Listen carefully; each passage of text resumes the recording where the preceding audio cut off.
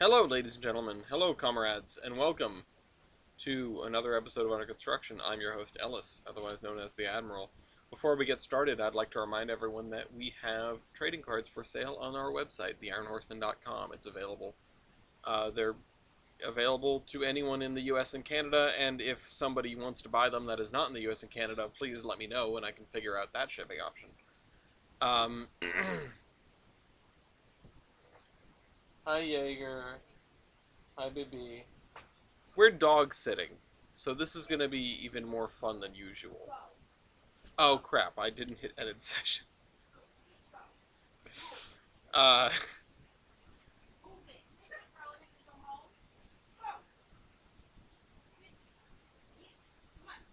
I'm where it's, yeah. Anyway, yeah, so I hope everyone's having a good Thursday. I can never get the hang of Thursdays. My hair's sticking up funny. We've got a pit bull roaming around the house. Um, Other than that, totally normal Thursday. Uh, we are going to work on probably some stuff over here and then some Bellington today. And when we get done with Bellington, there's a lot of thought I need to put into um, there's a lot of thought I need to put into what are we going to do with the AI situation, because I'm really not sure what to do with the AI situation. Right now it's pretty broken. I don't really think I can do more with it. Um, but I don't I don't want to give up on it. I don't want to start again. But at the same time, if I just sort of blow it all away and seed the route normally, then I can run it and just do like iPortal stuff with it. And I know that's something that I was trying to set up beforehand on a copy. But if that was the default version, I don't know.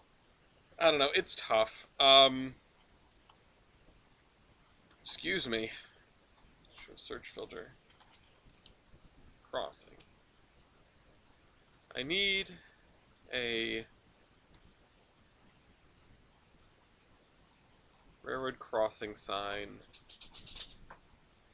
2-track, 1-track. PA, NJ.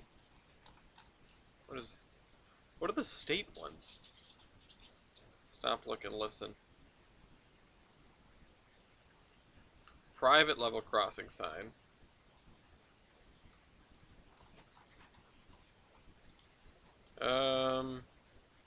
Hmm.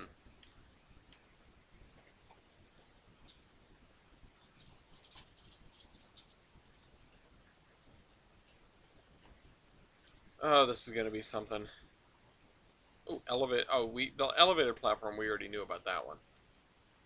This works. Although I don't know what the sign on it says. Probably some railroad, no?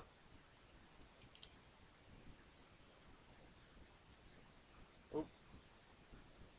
Yeah, Pioneer Valley. That's interesting. Well, let's put the crossbox down.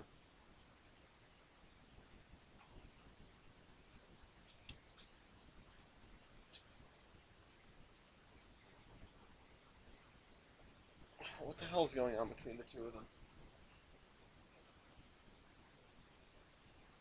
Lafayette. Lafayette, come here. Jaeger. Lafayette, come here. Come here, Pop. Come here. Not you. Just trying to separate them. Also, I'm not getting chat. Chat is broken. I'm gonna refresh the page and hope it fixes it. And apparently monetization is off. And this is a mess. This is a mess of a. How long has that been off for? Oh boy. Hi Ryan. Focus on YouTube and let you no dismiss that. I don't really care. Oh man, it's already this is a stream of all time. You know what? Because I'm trying to pay attention to these two animals. Let's just play some Tetris. There were so many things that I wanted to talk about and wanted to do, and it's just none of it's coming to brain. So, because I'm trying to focus on these two pups, because they're not just like they're not snuggling. They've been arguing over a bone. Lafayette's scared. Jaeger keeps trying to play and crashing into the table. Has already knocked the table over once. Lafayette is now underneath my legs.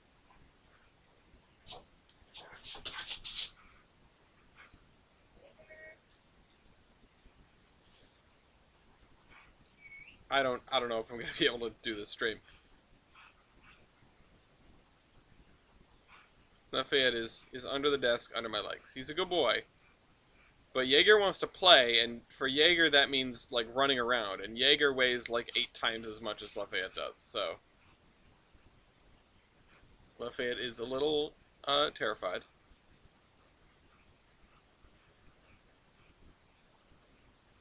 I still want you to something one time. Still want you to play one time. Play this? Now, yeah, there are a couple things that I could do today, aside from just working on the route. There were, like, a couple of fun things, like, oh, if I get tired, we'll go make a Locodome roster. We're already starting about an hour late, which isn't great. Oh, yeah, no, I play Tetris. Okay, sorry, it's off the side of the screen. I can't see the last word in sentence. I will need to fix that.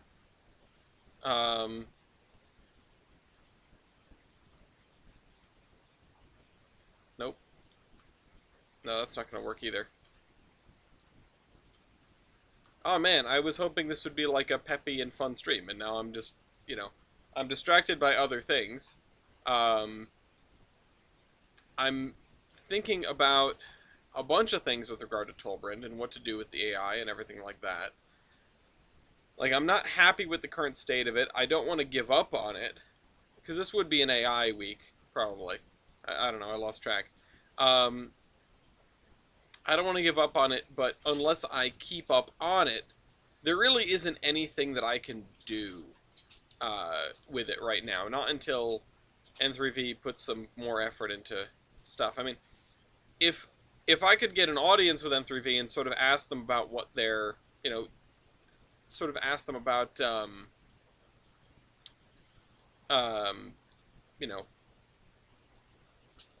what their plans are, what bugs they know about and they plan to fix and things like that, then, maybe I could be useful with that regard. I could be some sort of playtester with regard to the AI, because we know what the AI gets to, like we know the point that it gets to in in previous versions of the game, and in this version, not so much.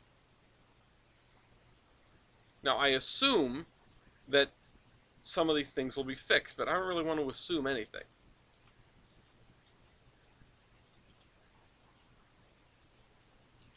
Oh, shoot. Let's do that. And so we're going to work on some stuff on the riverbank. We're probably also going to work on Bellington and the farms in between. Oh, shoot. That was about... maybe not the worst thing that could have happened, but that wasn't good. There. There. There. Come on, let's get some lines knocked down. That almost fits. That looks like it could fit in like an alternate universe. I don't even know what that means. Let's just put this over here. Then this one, we'll put it right next to it. Oh. I used to have a technique of like physically slamming the little chunks of pieces down so that they would compress and make a full line. I don't think that's ideal, really, because it involves it's like playing Tetris by brute force. Okay. That's not the worst thing that could have happened. That's tipping back that way. We can put this down in here. And Jaeger is now laying sideways out like a dead horse and snoring. It's a big pupper. They're gonna have to get used to one another. Lafayette, I don't think realizes that that she's trying to play with him because she's like a bull in a china shop.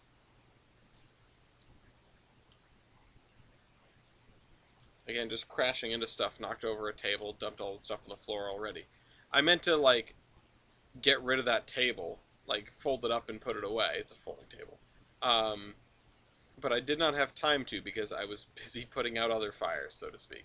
And also eating and putting out the fire in my mouth because I got the jalapeno pineapple chicken from Domino's, not a sponsor. And it was all jalapeno. It was so hot. And usually I really like the jalapeno pineapple chicken.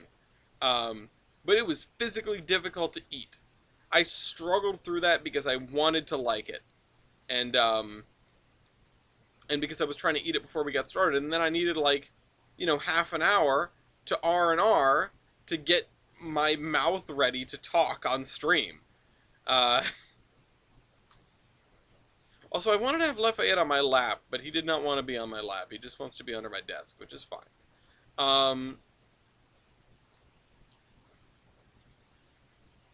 We're doing pretty well. Famous last words, but it's definitely speeding up. I can feel it. Something's wrong. I can feel it. Okay, let's do that. But, you know, hope everyone's having a good Thursday. What was the other stuff I wanted to talk about? I was thinking I should really make a spot in my document for just things that I want to discuss. Because I have a spot for questions. Nobody asks questions. Nobody ever writes, you know, like things in the comments. It's not the zombie train.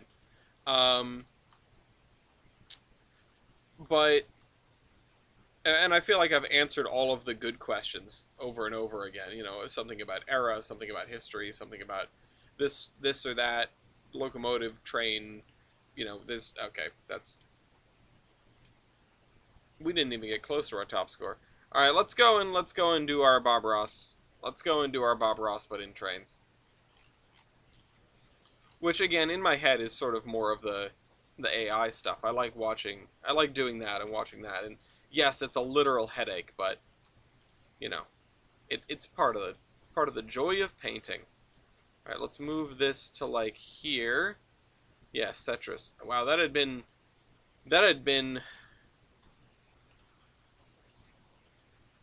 way off the side of the screen and I didn't realize it. No wonder why I didn't see Cetrus. Okay.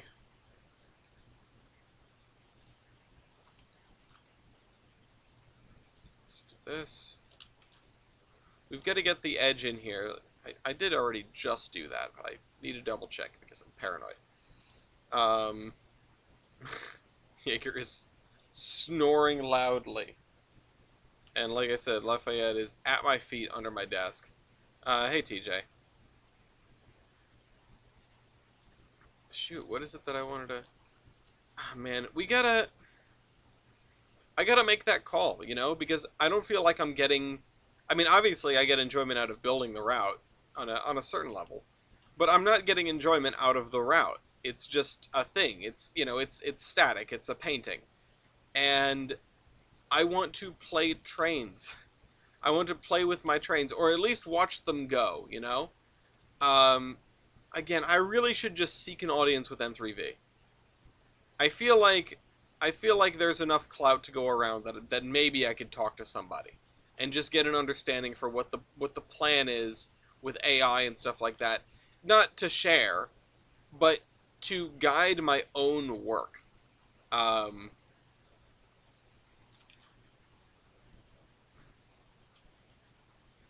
I know I'm sort of using AI. I'm abusing the AI. Let's not mince words.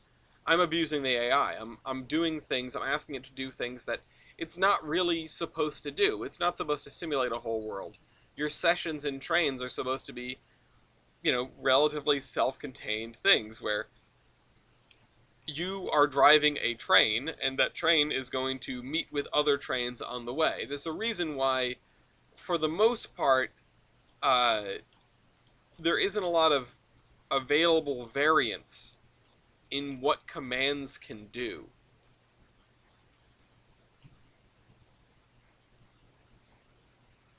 Concord, Burlington Zephyr, and UPM 10,000, both of them aren't working. That's a shame. That's a lot of money. Um, but that's sort of why I'm interested in the Living Railroad thing, and why I've said I'm afraid of it, because it feels like they're doing what I've been trying to do for the last several years. And like, I'm not a programmer, but I do feel like I have an understanding, like I've wrapped my head around game design, at least at some level.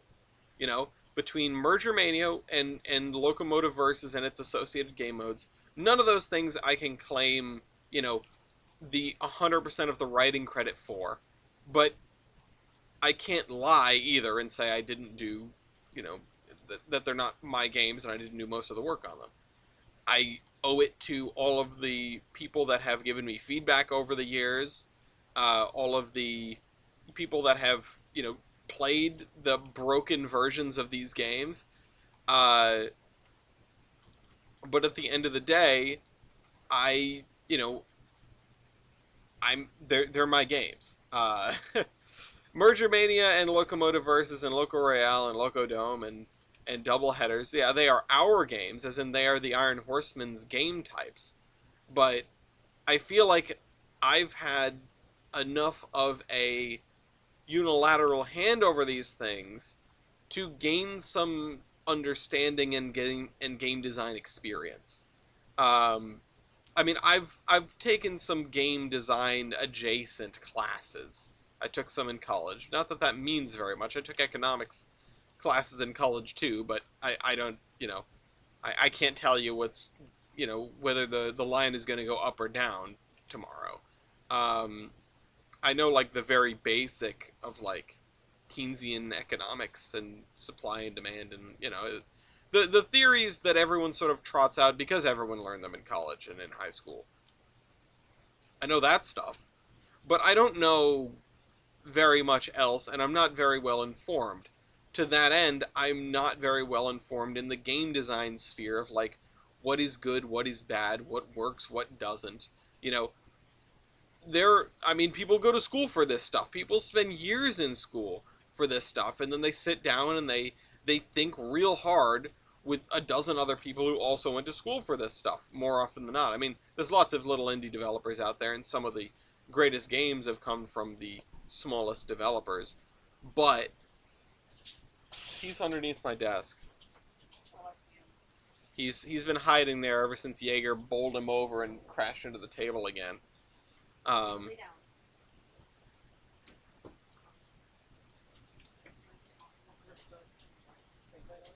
uh, yeah, I guess It's gonna look spooky. Go ahead. You can turn it off. Yeah, I mean, I've looked like that before. Um, what? No? I mean, yes, but no, that's not what I meant by that sentence. Like, I've recorded stuff without the big light on. I just don't usually anymore because I like the background to be appropriately lit and not Three Scary Games by Markiplier. Yeah, that looks better. Although now I have a bright orb underneath above my shoulder. No, from the lamp. Look where the lamp is. It's like right here. It's like right in my. I've got the sun in the palm of my hand.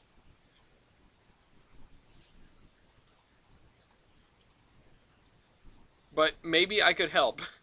Maybe I could help N3V in some way.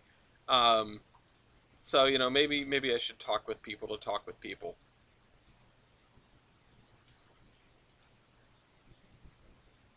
I don't know who I would start that conversation with. I don't know who has what? What? Yeah. Lafayette. It's just terrified. Come here. Come here. Come here. I tried to put him up on the couch, but he got down. Here, you can stay on my lap. Can you stay on my lap and be a good boy? No, that's not climbing on my desk. Lafayette, up here. Lafayette, look up here. He's just sniffing my desk. There's crumbs on my desk.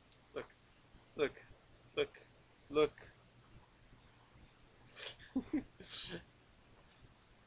This dumb little face. Good evening. Oh, good evening, Orion. I didn't think we would be... No, Lafayette, don't lick the microphone. Oh, I'm sorry if that was extremely loud for everybody watching the stream. He just wants pets. He's sticking his head under my hand. This is why I can't have you on my desk. I know, I'm saving you from the big bad pupper. Hi.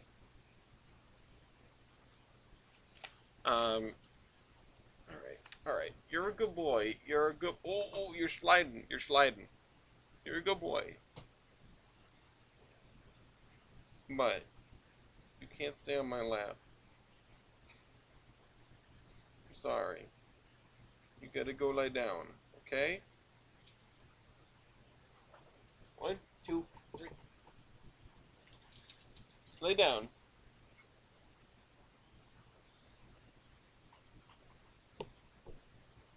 Jaeger's staring at me. Lafayette. Hey, Lafayette.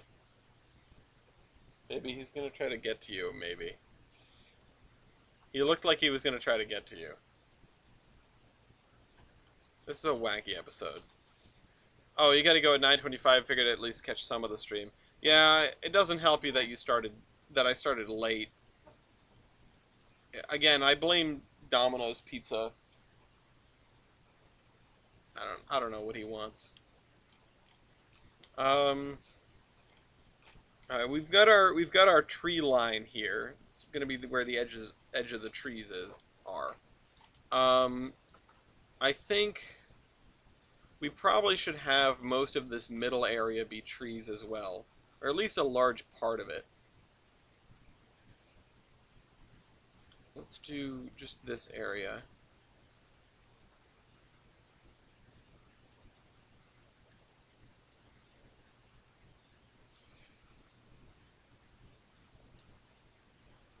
This area that can be built into homes and stuff, or maybe at some point.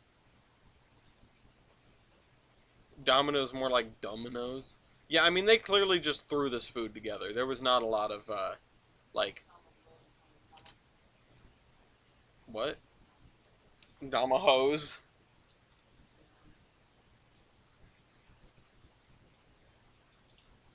There's a Dom and sub joke in here somewhere.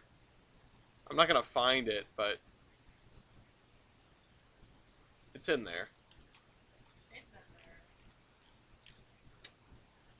Alright, well, let's fill this chunk of trees in.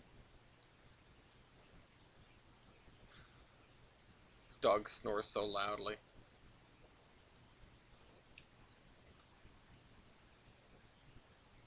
Lafayette, she's staying with us through the weekend. You're gonna have to get used to it. But Jaeger did, like, really bark at him when he got near her, when she had the bone. So... Yeah, I feel like that was a little different. That sounded like a I want to go back inside kind of bark. The Walmart location I work at has a Domino's that ain't open during lunch. Well, that's a bummer. Neighbor's dog, Gloria's cousin's dog.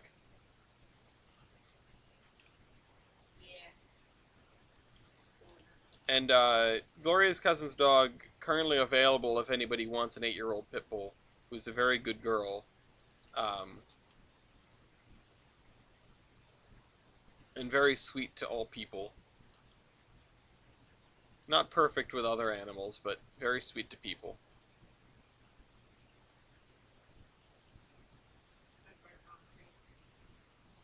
Is the search filter on? Ah.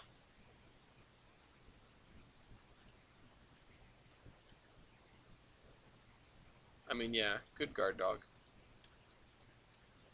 Good pupper. Honestly, she's my favorite pit bull, but she's kind of handful. I know. She just is a handful. She already stepped in her own poop and tracked into the house. Outstanding. Nobody said she was perfect. Alright. So, we have this stand of trees here. I'm not sure how to cap this off here. Maybe just, like this?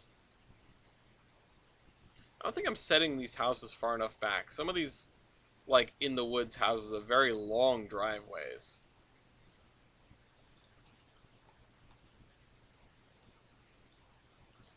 But if we can get this area done, which I've already forgotten the name of this place, because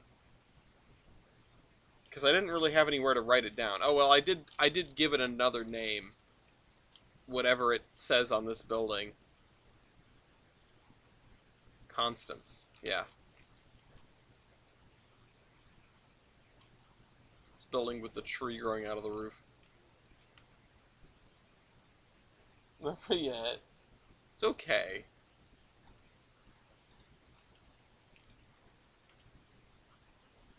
He's also upset because Jaeger has his big bone. Uh, but honestly, Lafayette had plenty of time to eat that bone himself, and then didn't. So,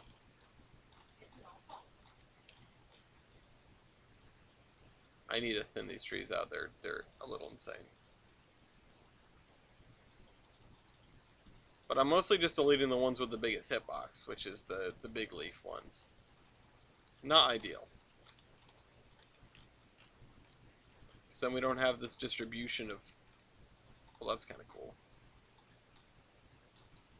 We don't have this distribution of trees, we just have just all red oak trees then.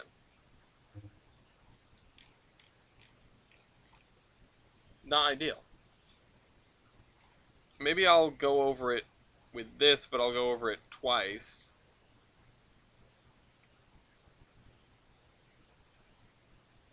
Not sure. What the Ellis doing? I'm working on this. I'm trying to figure stuff out. I'm trying to build a Trainz route, guys. That's my life's mission.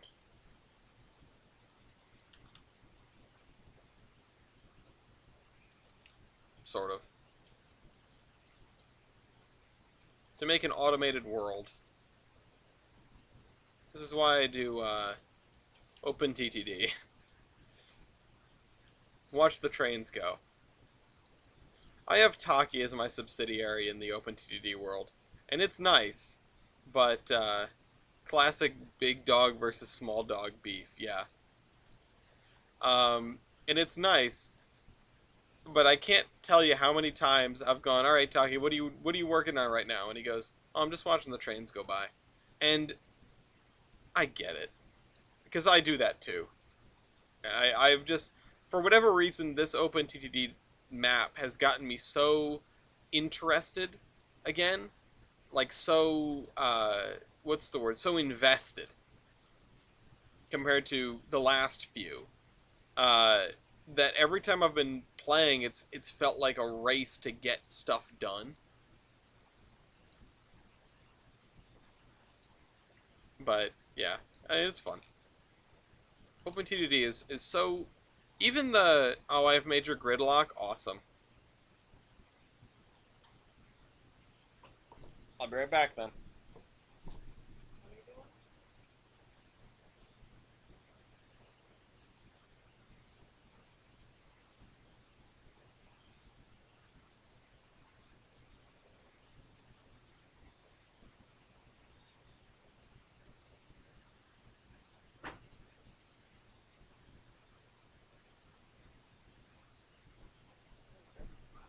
Yeah. we have a flooded section of like Tennessee, like the southern Appalachian region. Um, so there's some pretty big mountains. I thought it was closer to West Virginia, but I wasn't looking at the lines on the map when I was making the height map. I was just making a height map, just out of what seemed interesting, and honestly, it did work. Um, all right, where is it?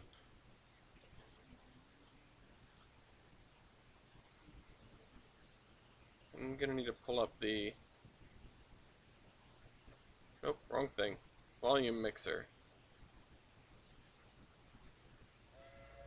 Don't care about that. Let's play Find the Gridlock, shall we? Where's OpenTTD? There it is.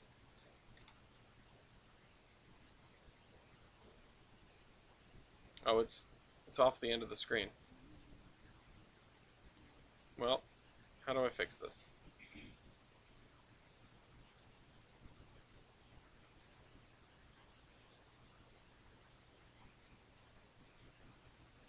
Okay, I've made it. It's still too tall. Now it's okay. Needs to be about that much taller, about that much wider. Getting close. That much taller.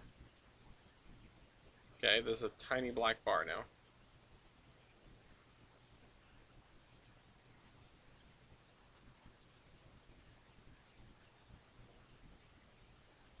Okay. Oh shoot, gotta hide this. Gotta hide my company password and things. Let's get into the game here and see how bad things are for me.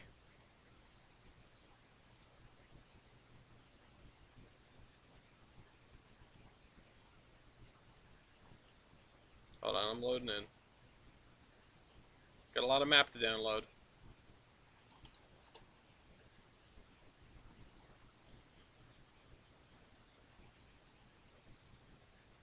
Now I can turn on the this again. Where's my gridlock? Ozeri. Oh, I knew I should have made a freight bypass here. Let's just send you into the depot. Shoot, how long has it been like that? Whoa, for a while. Okay, that's not good.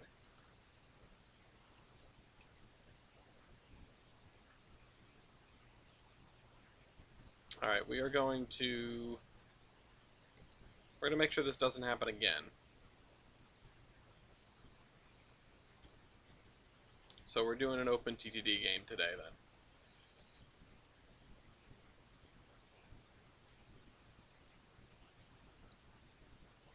Hang on.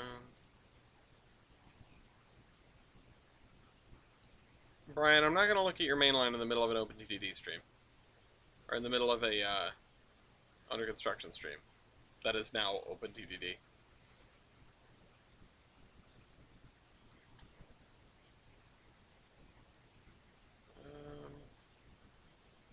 You missed this becoming an OpenTTD stream.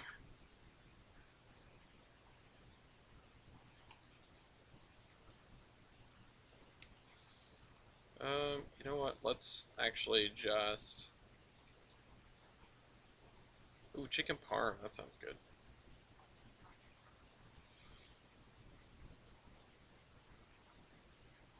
Didn't even use a recipe and it turned out good, says TJ. That's cool. Mm-hmm.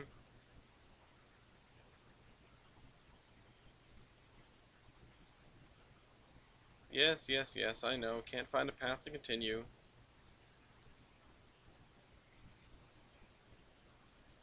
Game didn't break bad. No, I just need to... Like, this broke bad. My system in OpenTTD broke real bad, so now I need to fix that.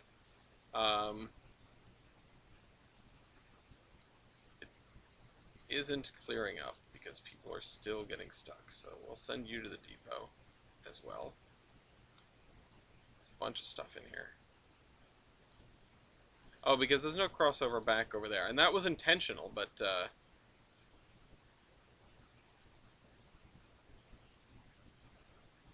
I'm gonna have to clear all the crap out of this depot, because I'm just gonna let everything go when I'm done with it. So, I'm sorry all these old locomotives that have been in here forever. You've just gotta go.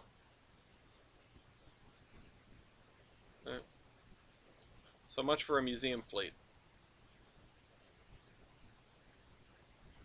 You also are gonna need to go into the depot then. Let me clear out this area. Sorry, river.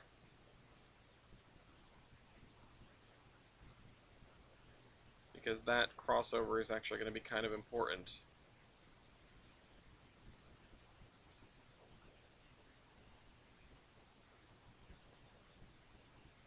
I've never done a diagonal fill like that before. And I mean, it's more than I needed to do, but here we are.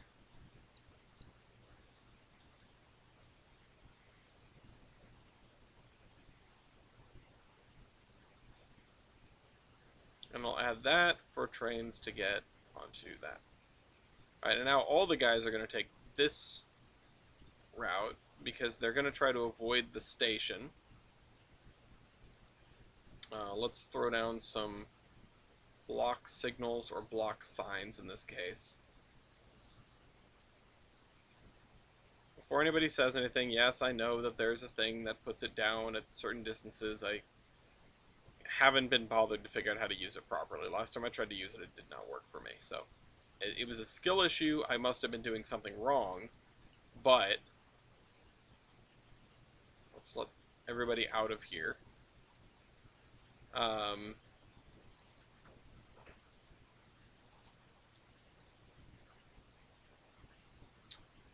What's amazing is that gridlock wasn't even really precipitated by anything I was just doing.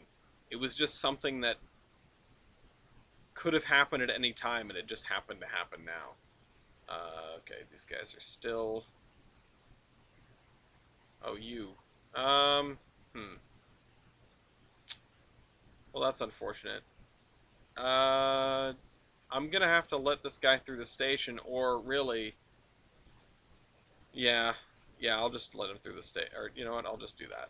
And then he's gonna find his way out. Not ideal, but it'll do for now. It'll act as a passing siding. I mean, everything's already bunched up at the end of this. A new coal mine, that's good. 2 new coal mines. Somebody must have been funding coal mines, I bet. Let's see. 27%. So we are still getting new industries.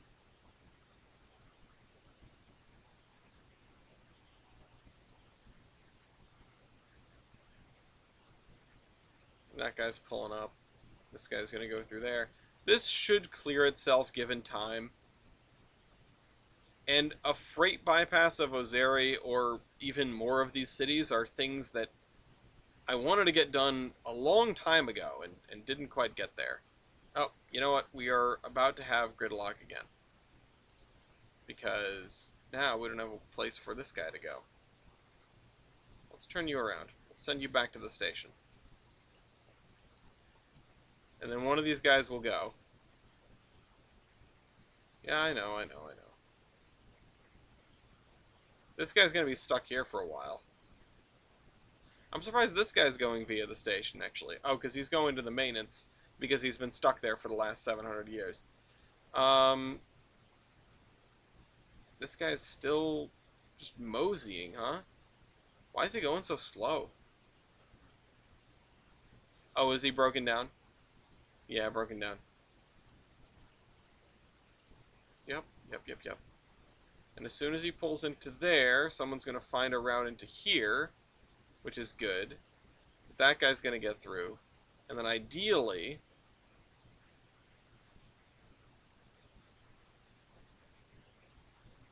No.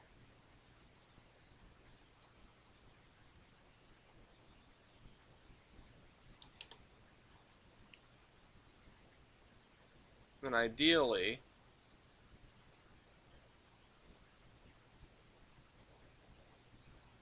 this guy's going to be able to come out. Because it doesn't need to be double-tracked, Brian.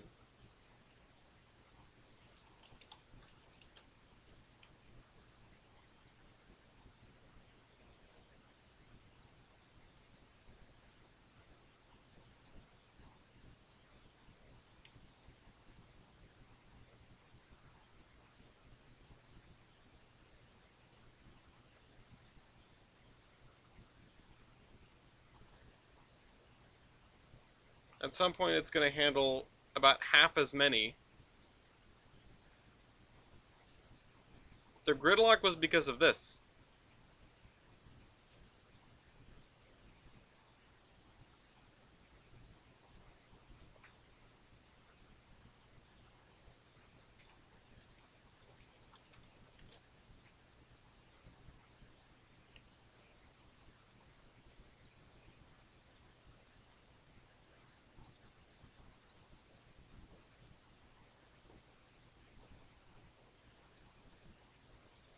And the reason this was difficult to figure out is because the single side platform here, I don't want to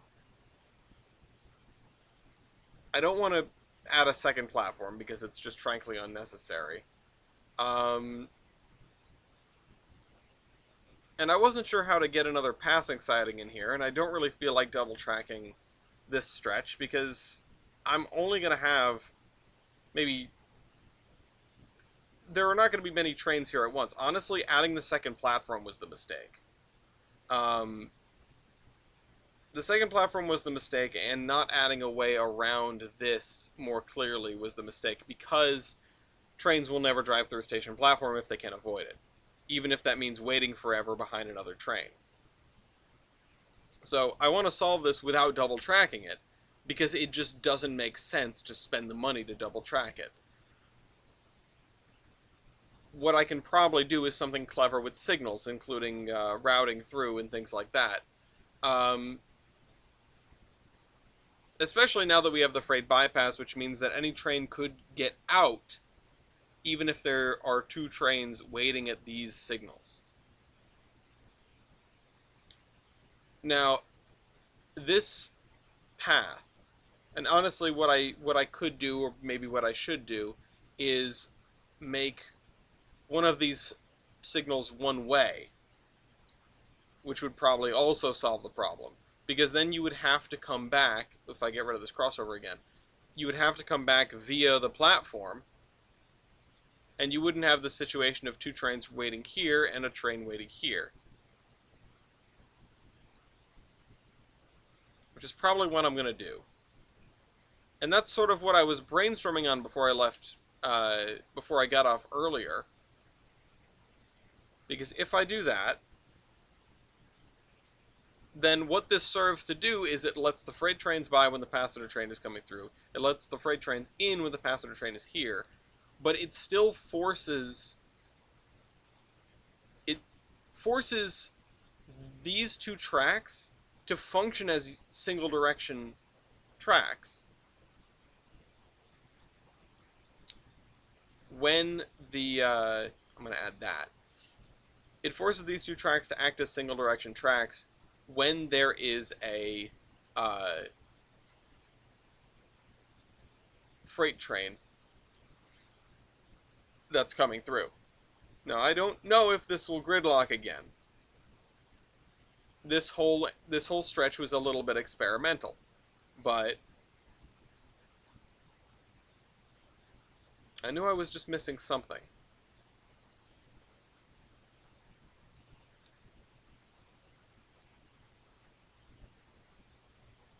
And honestly, this signal was part of the mistake, because this signal allowed trains to come up here, and it takes 3 trains to gridlock instead of 4. You'd need one here, one here, one here, and one here if it weren't for this signal, but I threw in the signal because it would allow one train to follow the other one out, and it would allow a train to not wait until it can reserve this whole stretch, so they'd get in the way of the Carpi local a lot less often.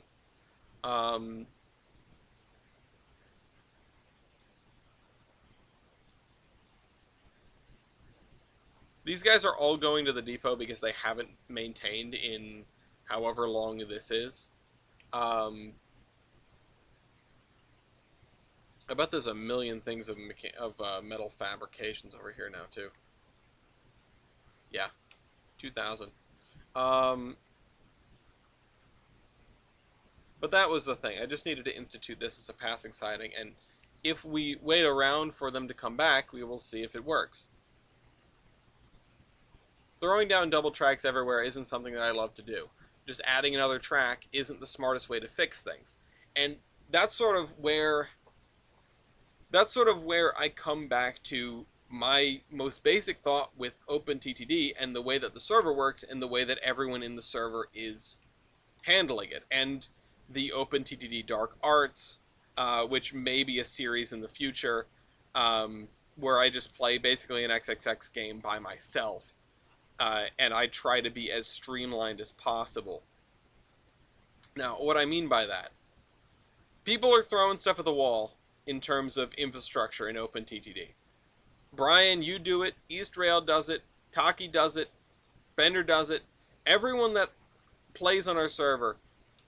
This isn't me saying no one's on my level, because that would be an incredibly egotistical thing to say. But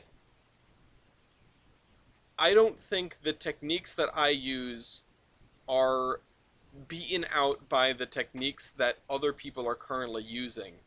Because, and I'm not even really doing them as much on the server because I'm working with Taki, and I don't want to continue blowing his mind day in and day out with all of the signal programming and slot operations and, this, that, and the other.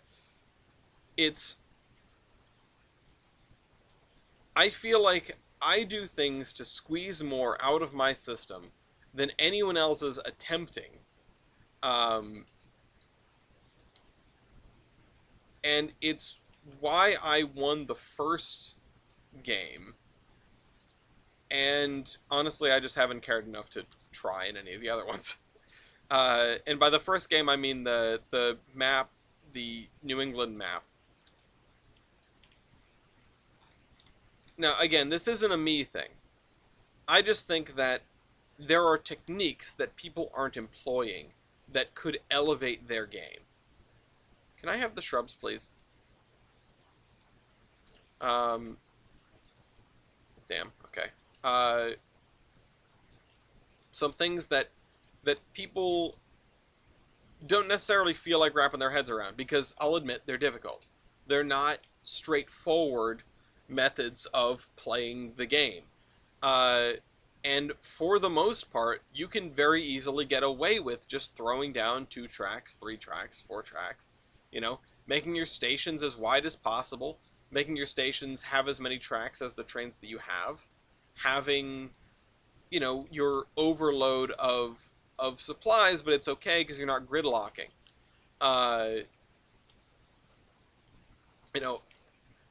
Most of the time, the thing at the forefront of people's mind is not gridlocking and making more money.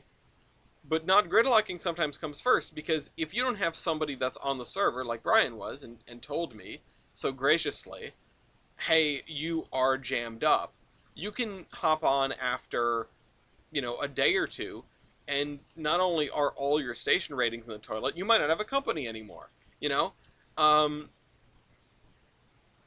and that's why I'll admit that doing things using the more advanced techniques, or the dark arts as I've termed them, is playing with fire. But I would love to share them with the world, because I hope at the very least people are able to elevate their game with them, I also do hope that I blow some people's minds and get some people to go, wow, that's so smart. But that's a little bit of my ego talking and not me so much.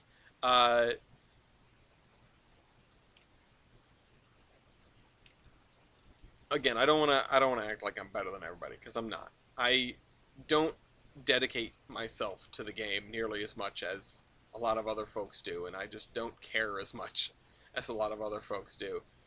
I just have spent the last, however long it is we've been doing OpenTTD maps, staring at my systems and going, okay, how do I make this better with like minimal additions? And how do I make this better with single track wherever possible, like the fewest number of station platforms, the fewest number of tracks out there, the lowest infrastructure cost? Because that's, that'll put you on top of the leaderboard as the game goes on, especially if you start building stuff that's very large. And on top of that, I really just have sort of an aesthetic fascination with single track railroading. Um, I know I'm a Pensy guy. I should love the Broadway. I should uh, want to add more tracks. I should have two in each direction and a center one that does this. But all of this stuff to me, it's less about building the biggest system and more about problem solving. And again, that's why I haven't been vying for the top spot, because I can do that. I can throw myself into the fire and I can dedicate every waking moment to playing OpenTTD, and I can expand the system and expand the system and expand the system, but that's just not where my heart's been for the last. Uh, Everyone left after we started playing OpenTTD. I don't really blame them.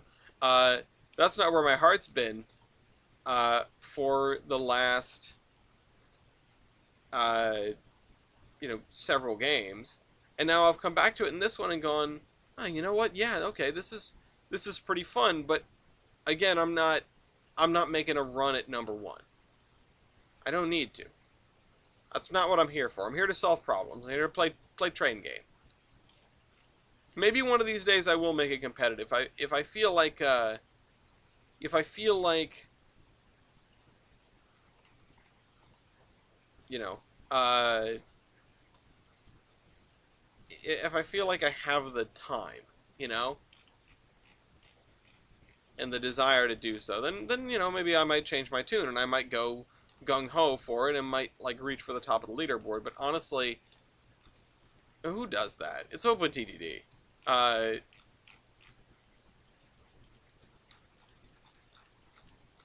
The first time, that first game, I wasn't even trying to prove to anybody that I could do it. I was sort of trying to prove to myself that I could do it. Especially because I have not been playing OpenTTD that long. I got into it a couple of years ago with the advent of the first community playdate we did in OpenTTD. And since then, it's been a fascination because I've wanted to turn it into a game that I enjoy more, and a game that a little bit less rewards the frantic build as fast as you can, and where the that's where the money comes from. Um, so the challenge of a rock solid system that might nominally disadvantage you is a more appetizing prospect. For most people, I would you know I would argue that, but it doesn't feel like a disadvantage. A rock solid system is what most people vie to build because it's terrifying to gridlock. Um, this most recent incident, I said, oh, it's not because of the single track line. I was the first thing I saw was the station backed up, and that's the first thing I thought of. But honestly, no, it wasn't that. Brian is right. It was the single track line. Um, and I don't think it's the fact that what I'm saying is I am not so worried about gridlocking. I'm not trying to make a rock solid system. I'm trying to make one that I find interesting. I'm trying to make one that squeezes the most, maybe the most profit, but certainly the most cargo transport out of uh, out of like a minimal amount of infrastructure.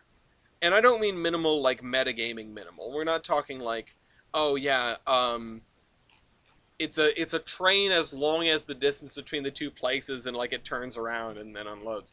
No, that's not what I mean. Uh, but I mean like, yeah, throwing in single track where I can. Um, Throwing in stations that only have a couple of platforms, because station platforms station platforms have uh, a substantial impact on your infrastructure cost. Like if I just looked back over into OpenTTD, I have 346 station tiles. They're costing me 100 grand a year, which isn't a lot now, but it'll be a lot towards the end of the game because of inflation. Um, if I look at, let's say, Brian, for example, because he's here, uh, Brian has 644 station tiles, which, again, he also has like 2.5 times as many rail pieces as I do, and is, double my operating profit, give or take, when once my thing recovers. But it just sort of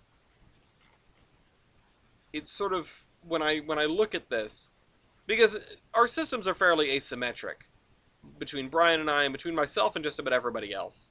And between everybody else and everybody else, I don't think there are two people with super comparable systems. Maybe East and Brian right now, um, but everyone's sort of doing a little bit of different things, and I like that. I like that people have developed their own play styles. I like that people have their sort of hallmarks. If I can look at a lot of things, I feel like if you turned all the colors off, I could look at certain rail lines and certain stations and pick out who built them based on, uh, you know, based on what they look like and what they look like alone. Um, and I would hope that my stuff is as iconic, because I'm reaching for interesting solutions that might save me money in the long run at the cost of, sort of risk.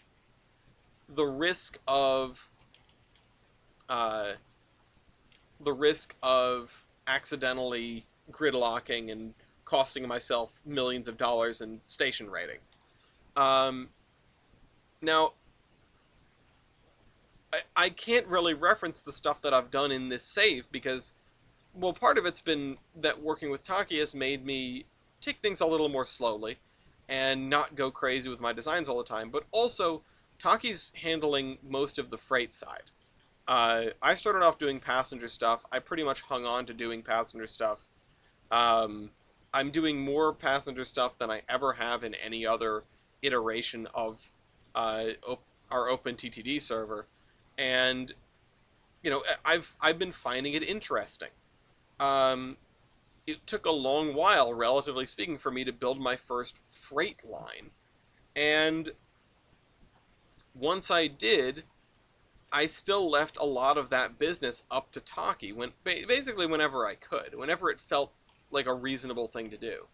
Um, and East as well. I mean, East said he wanted a partnership, and I haven't done anything very formal with him, but we are working together a lot, and the server has had a lot of that. It's made me very happy. It's made me pleased to see that people are communicating and working together in OpenTTD.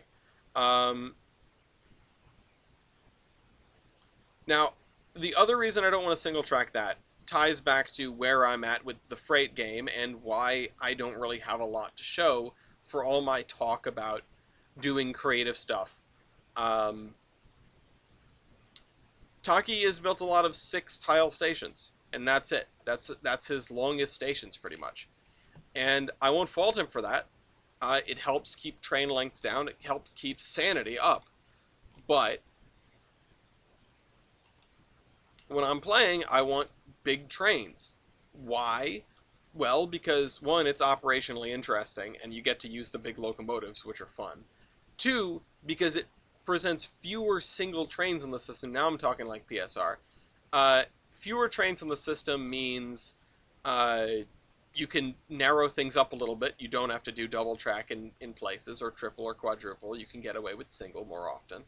Um, the other thing is another very PSR statement where you have more bullet per bullet. You have one locomotive, and yeah, it might be a $60,000 a year locomotive, or sorry, a $600,000 a year locomotive against a $400,000 a year locomotive, but you're pulling twice as much with it.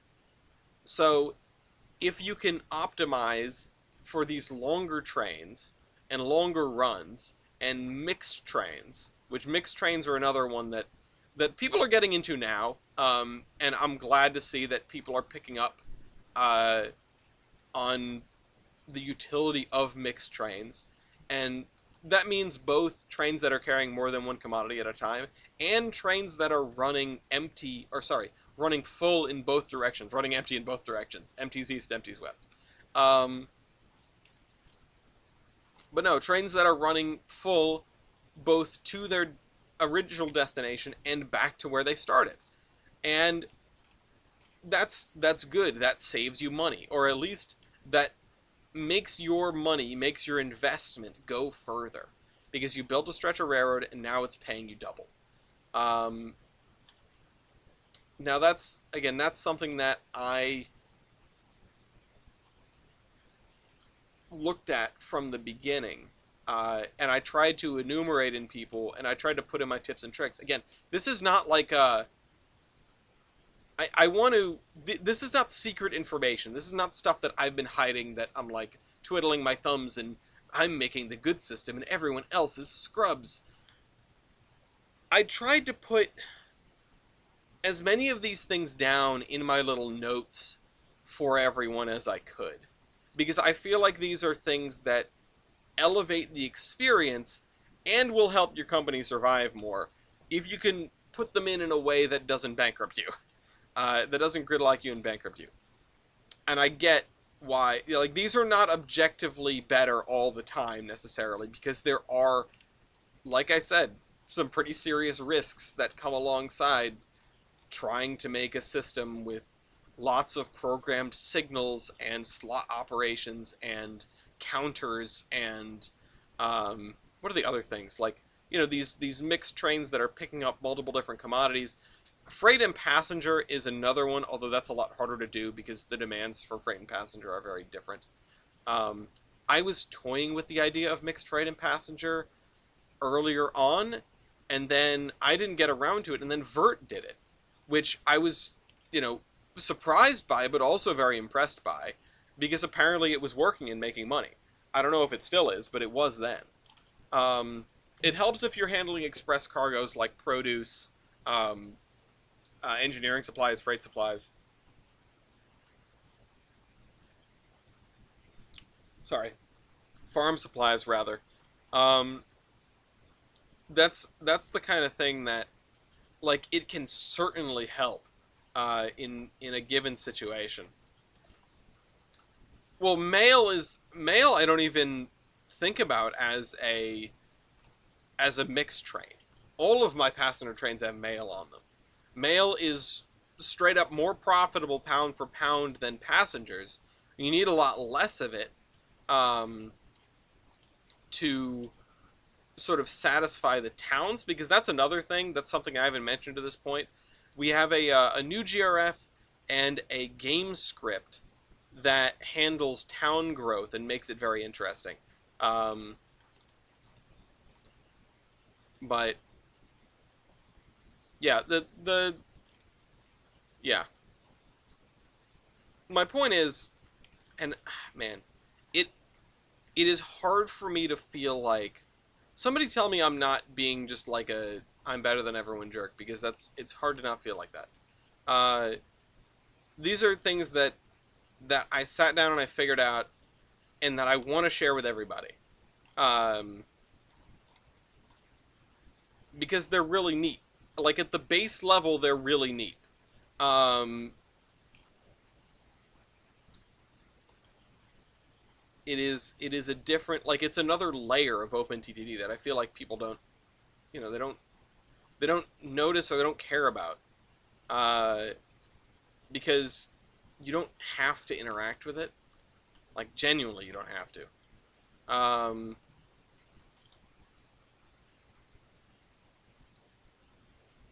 um,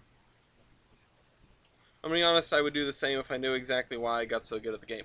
Brian, I'm gonna be real here with you. You're big. You're good because you're really big. Like, the things that you have, like, you wrap your head around the basic concepts of the game, which I don't think is particularly hard. You found the way to iterate on that and make money out of that, which, again, I don't think is particularly difficult. Uh, I think you're on top just because you have the biggest system. You've spent the most time with it. Genuinely, I, I think if if anyone were to try and beat you out, all they would have to do is just play more. There's I don't think, I haven't done the math, but I don't think you have a particularly outstanding operating ratio. I don't think you have a particularly outstanding like utility of the things on your system. Like, and I can't poke around too much. Like, I don't have time to dissect the whole thing. But you figured out the basic aspects of the game, and you've got the sort of analytical mind that helps you notice the connections that are possible, which I think that is a leap for people. I do genuinely think that noticing the opportunities that are in front of your face, that can be difficult, because with the industry set that we have, it is genuinely difficult. But like, you're making electrical parts. Most people never get there. They never bother with that. There are probably some things that you're doing that are genuinely like genuinely like advanced. I don't know exactly what your work process is in terms of finding new industries to connect and upgrading this and building that. But personally, I'm not impressed.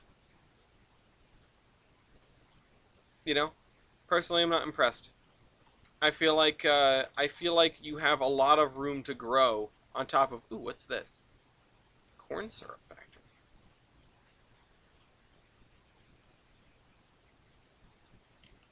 Corn syrup tank load.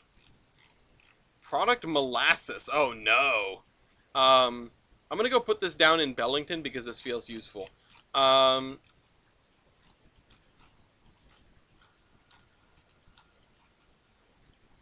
I mean, I am, I am proud that you have, or South Bellington, I guess it would be. I'm proud that you have figured the game out to this degree and you are able to top the leaderboard, because it does take a certain understanding of the industry pack, of the game mechanics, of all that stuff. It does take that to get there, because you need to get yourself off the ground. But once you're off the ground, as long as you're making sure that every step you take is as good as the last one, you can keep going higher and higher, and the game lets you take steps faster and faster. Um, no, let me just junk here. Um, I I'm putting it in there not because I'm going to use it, but because I want to remember it. Uh, I may use it, but I may not.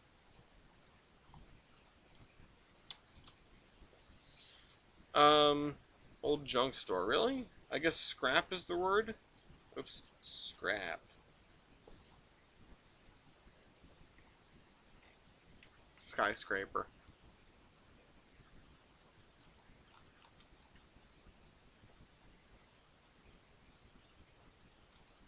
Yeah, that we don't need the tires clipped inside one another.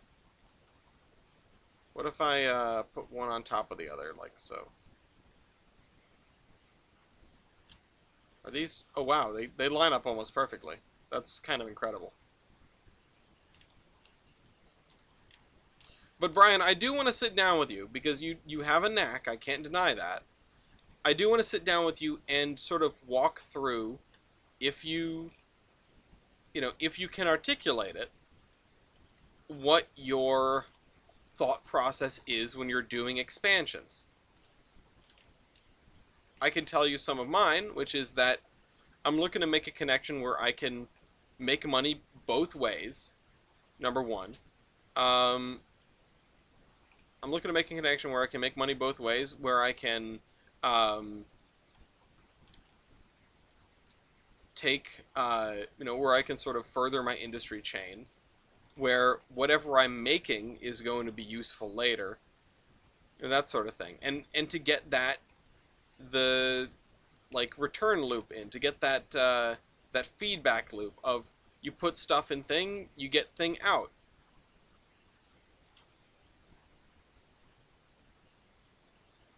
Let's do that. Yeah, that looks good. Oops. Oops. No, I don't want to add a screenshot. No, no, no, no, no, no. Okay, got it. What did I do? What did I do? No, no, no. I didn't want to do that. Send feedback to Google. No, I don't want to send feedback to Google. Oh, crap.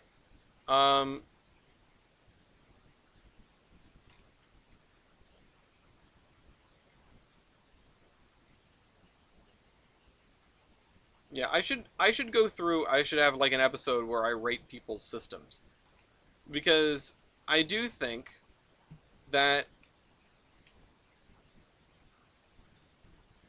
between you and East and Hemlock, Brian, you guys are sort of on the same basic level of game understanding. And it is an important level. It's a you can bootstrap yourself, you can figure out what's going to make you money, you can make money with it, and you can propel that into a larger system.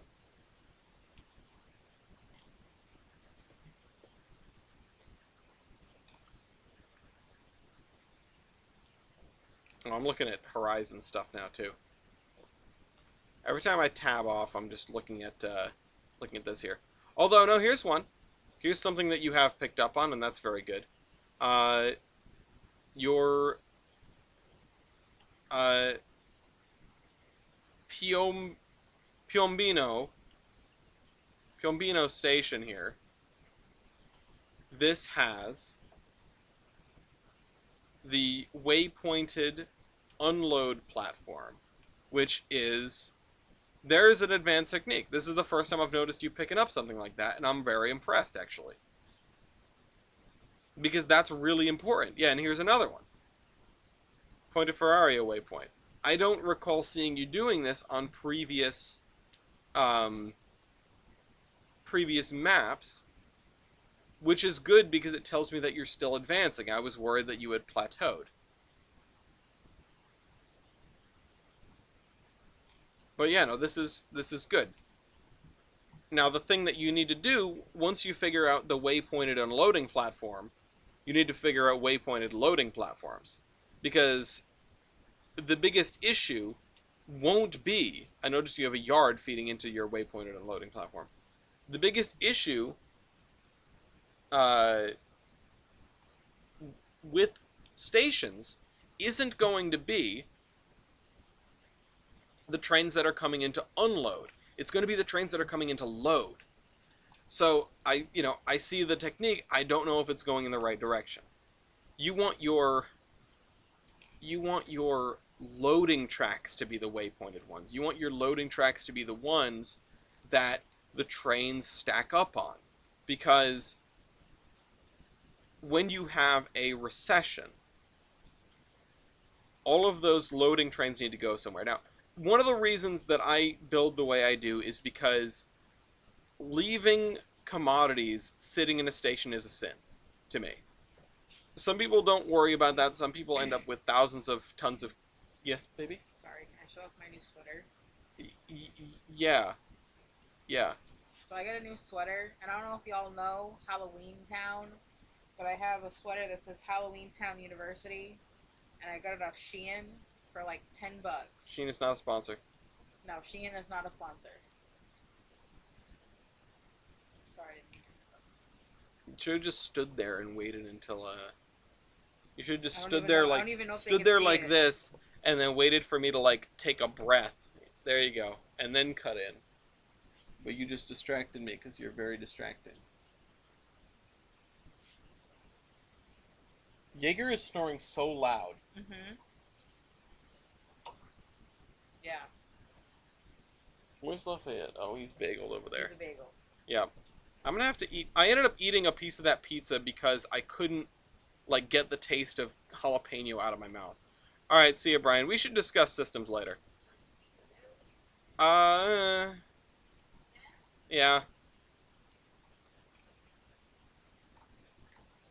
All right. I should probably stop talking about OpenTDD, but I do have to talk about it for one more thing, which is currently some of you guys probably know that. Oh, by the way, there's a bracket for Locodome coming. Sign up for that. But I just needed to get that advertisement out of the way because I was gonna say we should do like I should go and I should build my Locodome bracket on stream. I don't think I'm gonna be playing, but I should build my lineup on stream as like a hey, this is how you build a lineup, or at least this is how I'm building a lineup. You're able to name your team, by the way, when you sign up, which is like that's fun. Everyone should do that. Um, anyway, point is, uh, once I'm, some of you know I'm doing this Derail Valley thing. For the people that like watch my content all the time, which I mean I don't really blame you if you don't, and you just come here for the streams. But I'm doing this Derail Valley thing. Yeah. Um, with I would like a small barn with the persistent jobs mod because I'm trying to help out with that. This ties into my game development thing that I was talking about earlier. Um, uh, this is a small barn. Yeah, that works.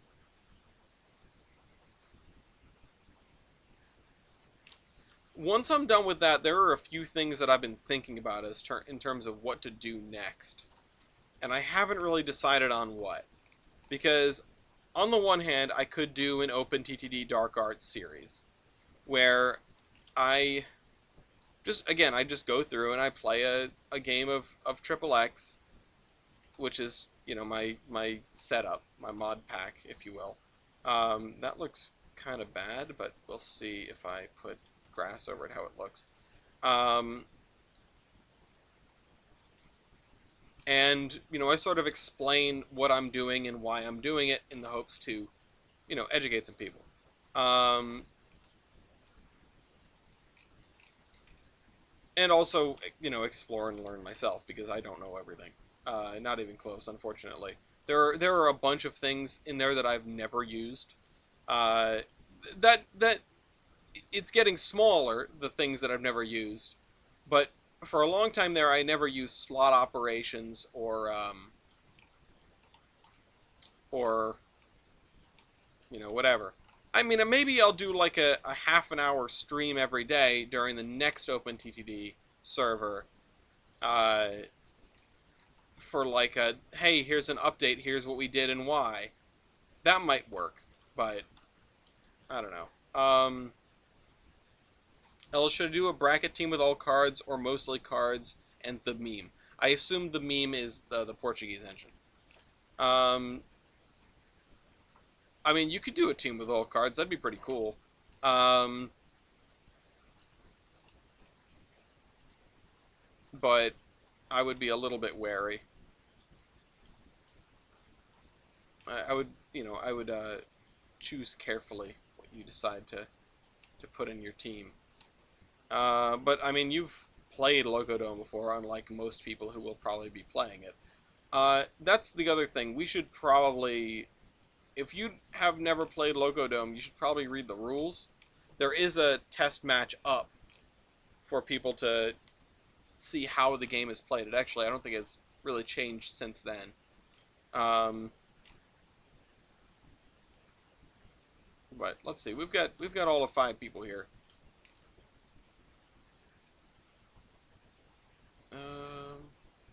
Hide the search filter again. This is almost done. This stretch right here is almost done. I just need to figure out this, which I mean, at this point, the basic thing is I just come in here and I do this green. I do this green as a base.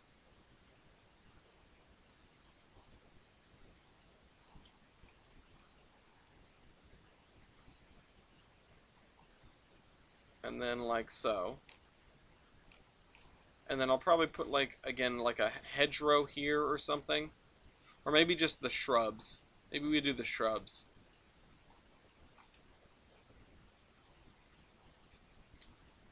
I just want to finish this. Like, I want to just like leave it be and come back to it later, but my brain will not let me do that right now. I've got to finish it up because I want to go and just make a Locodome bracket as like a promotional thing. for the people that have made it this far into the video, into the open TTD, extremely open TTD heavy discussion. Um,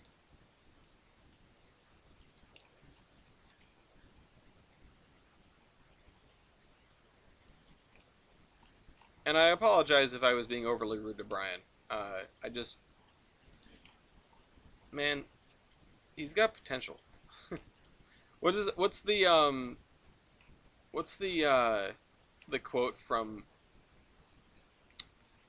the quote from Whiplash? There are no two words in the English language more harmful than good job. No, Brian just needs you know, he needs to be reminded sometimes.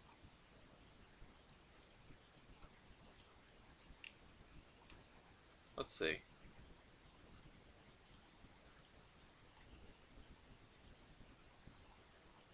I mean, I did dunk on him the other day, which I felt bad about. Um, anyway, like not behind his back while he was there. I just said something to him that made him clam up. Not my finest moment. Sometimes it'd be like that. All right, what are we gonna put in this other space here? I don't want to block it off like that. I want to put something in this other space here. Let's just stretch this grass out like this. I don't really use this grass too much, aside from like railroad embankments.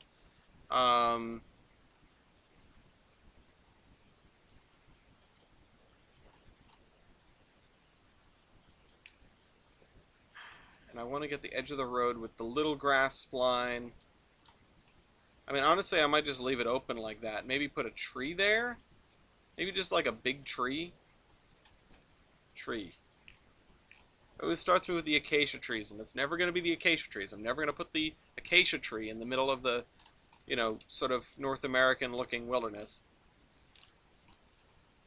Something I could do. I already put in cherry trees.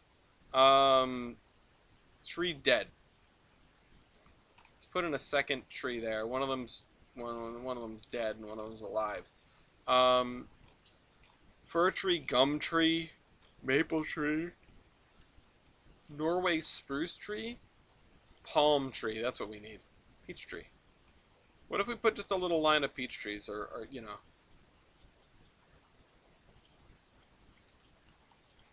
This is going to be a little like agrarian community. You know what? We didn't put like a farm stand on the roadside. That would work.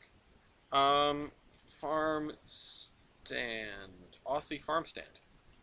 Yeah, that'll work. Like this.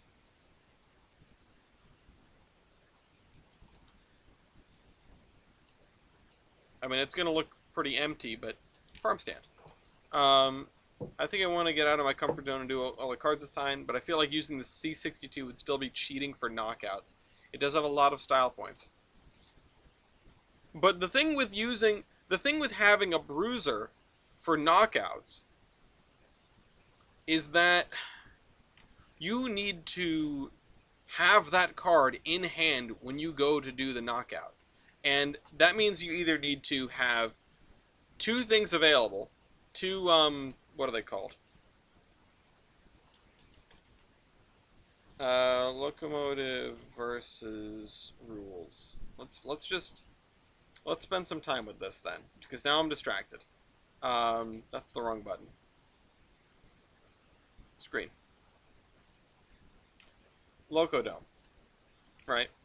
If you are starting a knockout, that means you have to have a marker available.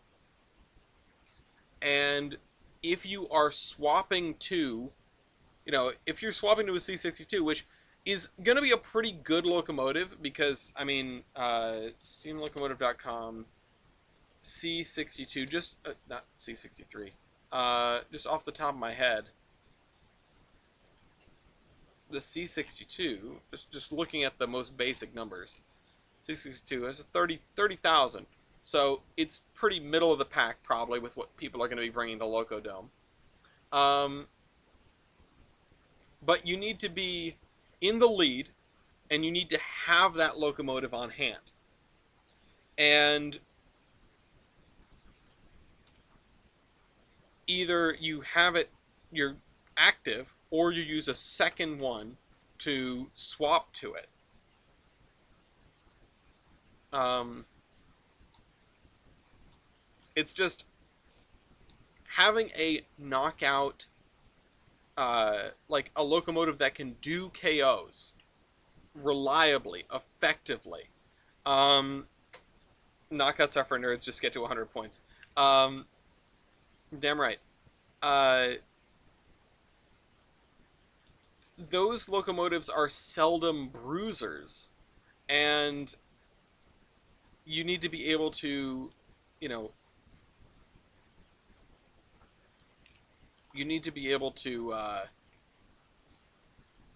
have those, out and ready. And that's, I can't articulate it particularly well right now, but this was something that crossed my mind, and it's just like having an end all be all locomotive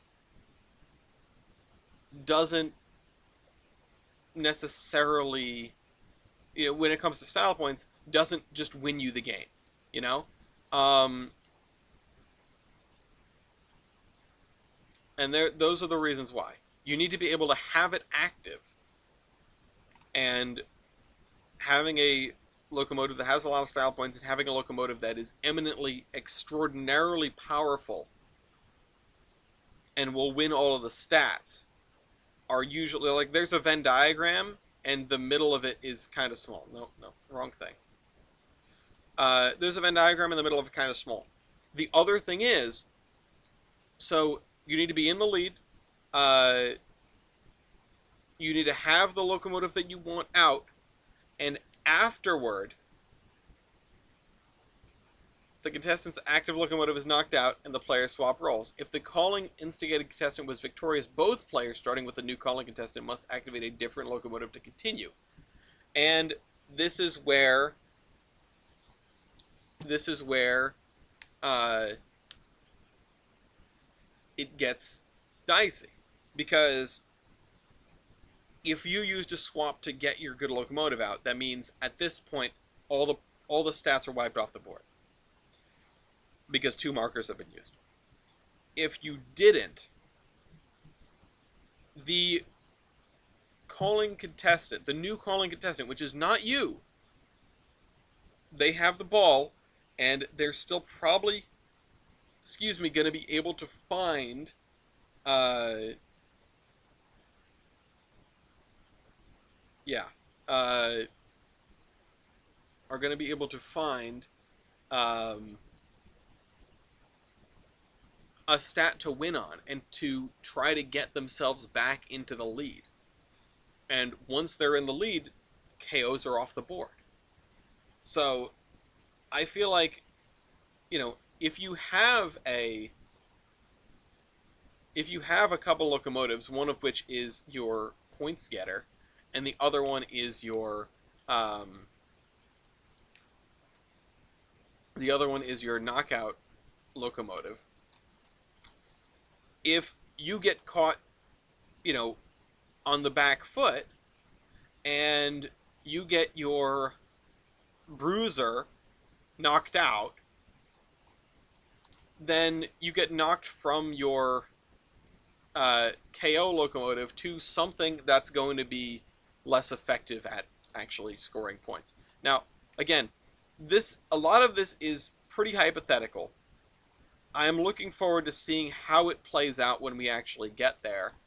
But I mean, that's sort of what this bracket is for. And yeah, like there is a pack of trading cards on the line, but I have a lot of trading cards. You should buy them. And yeah, but this is still sort of experimental. I mean, this game mode is relatively new. I don't think, I don't feel wholly confident going into it that this is going to be a perfect event. It's going to be a lot of time investment for people. I totally understand. And, I just hope everyone plays with, like, proper sportsmanship, and, You know what, and just sort of enjoys themselves while they're in the game.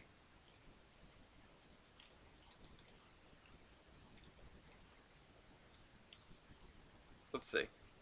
And the other thing about Locodome is when you're putting together your roster, you want some things. You want at least one locomotive, right? That is the best at the things that you can be unilaterally the best at. You want a locomotive that has a Baldwin builder's plate on it. You want a locomotive that has a very good factor of adhesion, probably a 4.0, but at least close. You want a locomotive that has a lot of examples built, um, a lot of examples in class. You want a locomotive with maybe a really low loco base ID. You want a locomotive with Baker valve gear. Again, the builder and the valve gear are the two that you can at least guarantee a tie for first, or a tie for the win. Um, and due to the way that ties work, you can, as some learned, you can absolutely abuse ties to your advantage by deliberately calling ties in order to get yourself a swap. Of course, you are putting your life in your opponent's hands, and they can pull the rug out from under you if they feel like it's to their advantage. But uh, that's you know that's something that I'm describing a Van Swearigan Berkshire. No, because the Van Swearigans are Limas, you know, uh, so they don't have that going for them. They are very good locomotives sometimes, but they aren't perfect in every respect. Do I think everyone should have a Van Swearigan? No, absolutely not. Get those things out of here. But you know, no, I know what you mean though. Uh, there will be things like every locomotive has its weaknesses, and that's sort of where locomotive versus came into being. That understanding, that knowledge. The game only exists. The game only can exist because every locomotive has weaknesses. Um, Now, the interesting thing is, hello, Pamela. Um, Juke. The interesting thing is that uh, all of the all of the valve gears being the way that they are, and they aren't like all organized right now, which is why we may have a technical advisor at some point. And why it pays to know your locomotives, because if you have disorganized valve gear and we don't have a technical advisor, you're going to have to explain why yours is better than your opponent's. If it's inside valve gear, or if it's a Stevenson derivative, it's probably not going to be better than any Walschaerts derivative, for example. Uh, but you're gonna have to explain it to me. You're gonna have to explain to me where this valve gear comes from and what about it makes it special. Um, I'm gonna go back to like the one of the first rivers we did and see if I can steal some textures from it.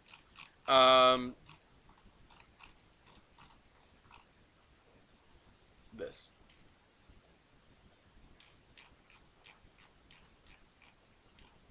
God, this map's getting big. Um, but yeah, every locomotive has its weaknesses. Knowing what yours are and what your opponents are is the key to victory. And the thing with Locodome at least is I feel like there are going to be too many locomotives. We already learned there are too many locomotives for anyone to properly keep track of, even in the course of their own game. In the one that did get posted, there were quite a few fumbles, just purely based on, uh, purely based on someone forgetting that one of their opponent's locomotives had a really good number for a stat, like an unusually good number. So yeah. Um,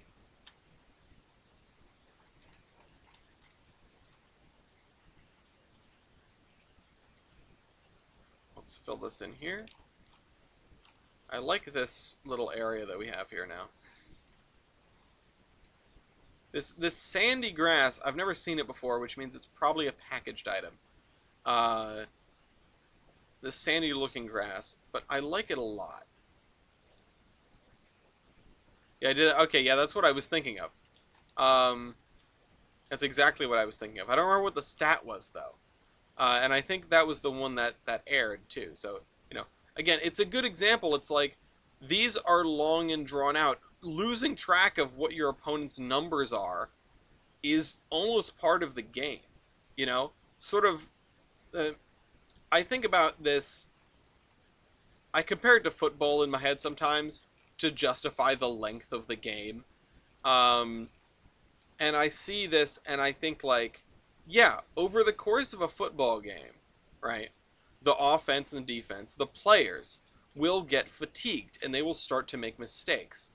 And while, you know, inducing fatigue in the players of Locodome isn't necessarily a goal, it is something that will happen over the course of a game. Mew and Kaiser was the one that aired? Oh, my bad. The Mew Mopac Royale is the one that probably sticks in my head the most. Or not Royale, Locodome. You know, the thing. But someone is like, we will make a Locodome roster based on New England stuff in a little while. In a little while, we'll do it towards the end of the video. We will do a New England-centric Locodome roster, and we'll see how it turns out.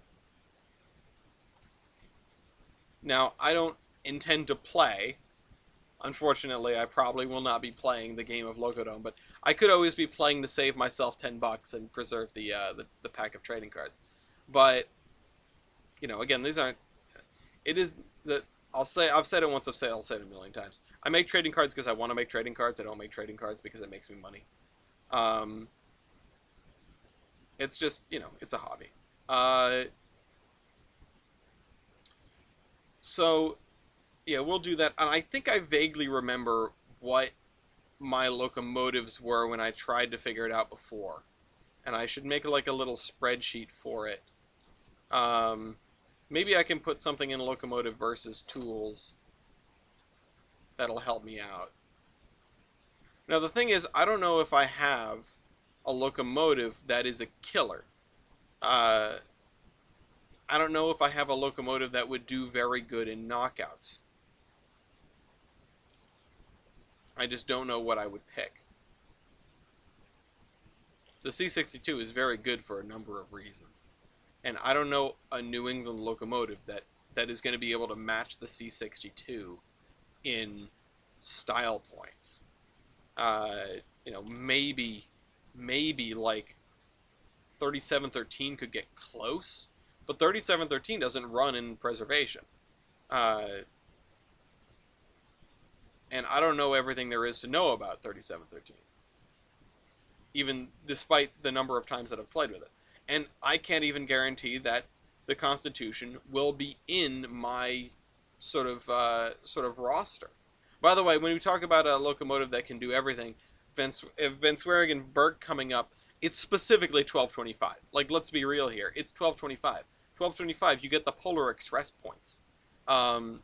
Which the Polar Express problem is something that I've termed in Locomotive Versus and Locodome and Locomotive Royale, which is that if there is it's the, can you grant a media appearance to a locomotive if there is a locomotive in media that was inspired by this locomotive but is not that locomotive. Like, for example, 1225 in a Polar Express, or the Polar Express. Is that Pierre Marquette 1225? No, I would argue no. That is Polar Express 1225. It says so right there on the tender. Pierre Marquette 1225 doesn't have some of the fixins that the Polar Express locomotive has, like the inset headlight and the giant front porch. It's clearly not 1225, but it's clearly inspired by 1225, and Chris Van Allsburg has said as much. So does it get a media appearance point? And it sort of has come down to, like, if you can get the creator of the media to say, this is the locomotive that inspired this thing, then it gets it. And if you can't get that, then it doesn't get it. And that's why I was like, East kept asking me questions about the C-62, and I kept having to answer, like, was the C-62's portrayal in, in the locomotive in Galaxy Railways, is that based on C-62-2 or a C-62 in general? And is it because of something about C-62-2 that they went over and did all this stuff with? Or is it just that happened to be the closest? And so that was, that's something that I had that conversation with him, and I was just like, I don't, unless we can get answers to these questions, which honestly I don't know if there ever would be, unless we can get an answer to this question, I don't know if I can grant you this point. It's the Polar Express problem. Okay, so I genuinely don't know what to do on this side of the river, and I do not feel like spinning up my brain to figure this out. So for the rest of this video, what we're going to do is we're going to make a Locodome roster.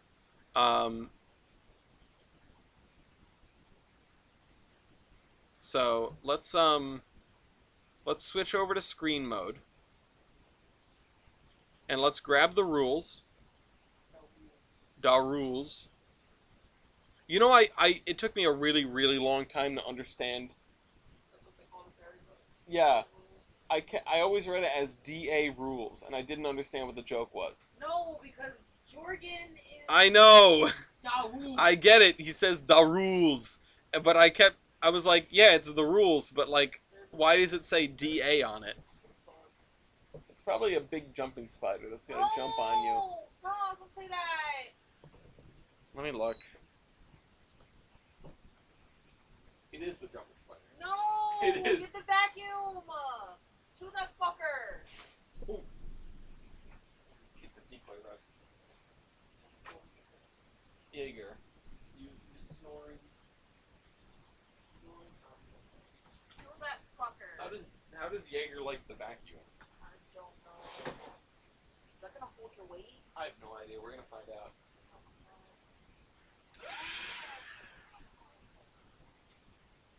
Don't. I don't. I'm letting her sniff it. No, it's not. It's okay, girl. Yeah. It looks like she's going blind. Both eyes. She's got the glossiness. Yeah. Poor pupper. Old pupper. Okay. So, let's make a Locodome roster. Let's go over to locomotive tools. And let's just make a new tab.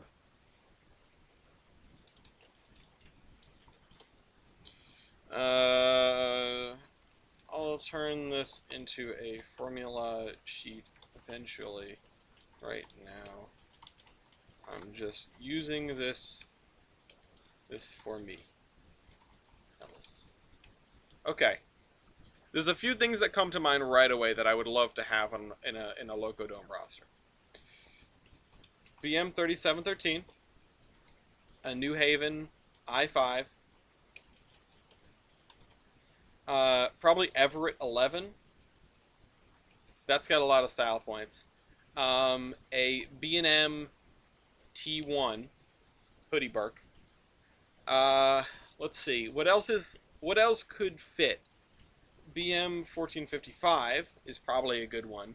The New Haven A1A class, because it's really neat.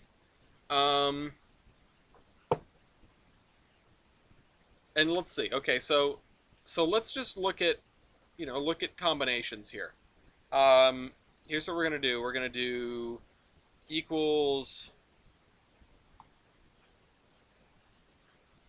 some product, this, this.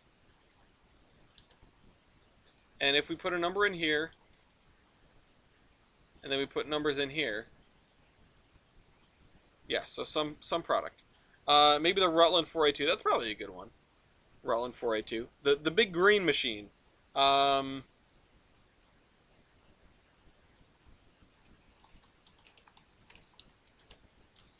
um, so let's go to steamlocomotive.com. And we need to get the tractive efforts of all of these locomotives. Yeah, they were green is a reasonably good point, like literally a good point. Now the issue with the P4As is that, but we're gonna ignore that for now. Control Shift V, yes. Um,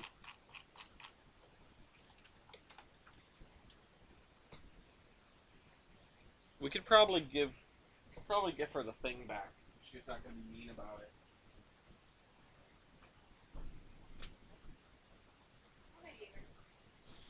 Give her the bone back. I5. These are the only Hudsons they had, so they'll have some advantages and disadvantages. 43,000. Control Shift V. Everett 11. I have my trading card around here somewhere. Narragansett Pier.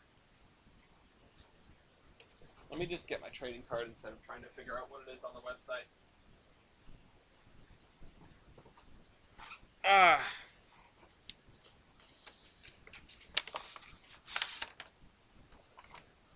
Is it one of these?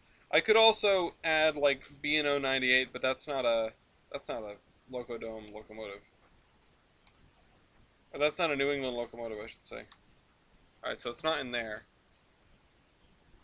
Again, I'm trying to do all New England ones.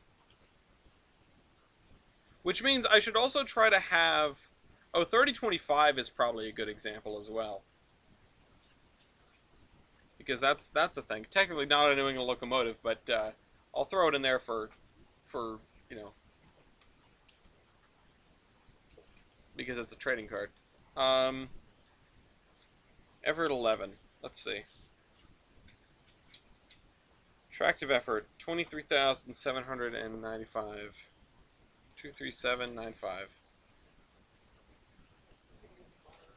Yeah. Poor Jaeger. Let's see what Vale 3025 has. Let's say, oh whoops, sorry, this is Everett 11's. 3025 has 38356. Just make sure we didn't break that. Because sometimes when you move cells around like that, the things will just automatically break. 3025 was a very nice trading card. Did I get a 1455 card? I don't know if I did.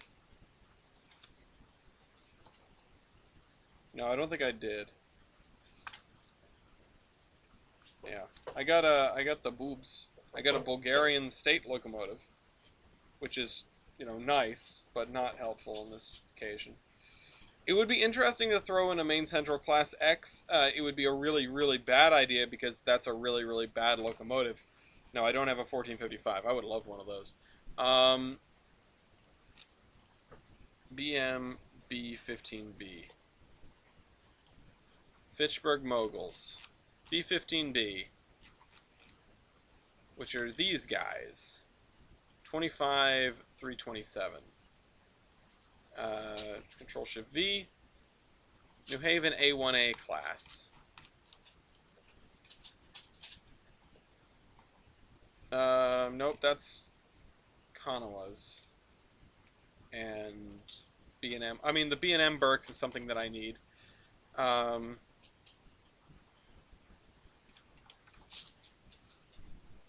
Maybe. Jaeger seems bothered.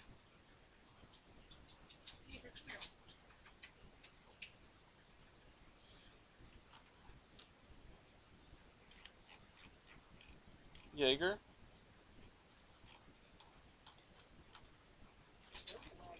A1A class. Uh-oh. Oh, this is gonna get bad. This is gonna be a mess.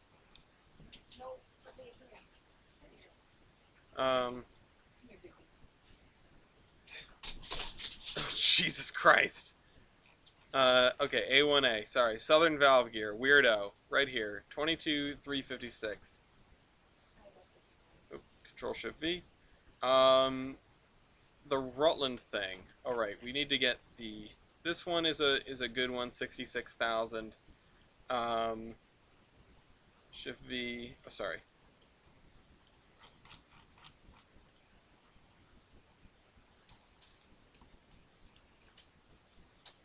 Rutland 482. Mountain types. The Green Hornets. 54,000. I mean, these are good locomotives.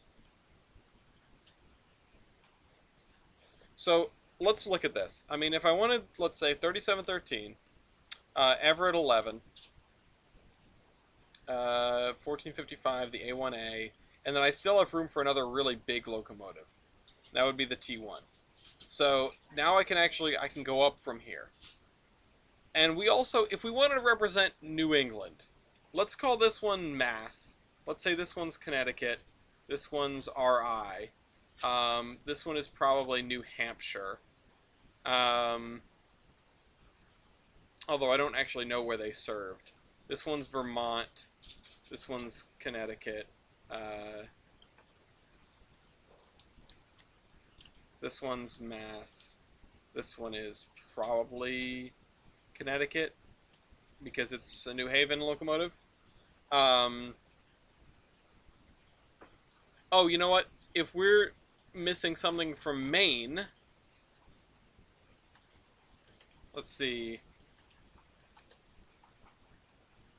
Nope, Bridgeton.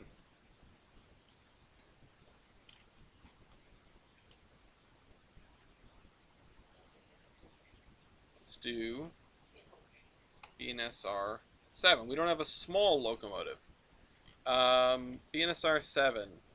10,072, and I could probably even get smaller if I wanted with one of the Portland-built Forneys. What? Lafayette's nervous.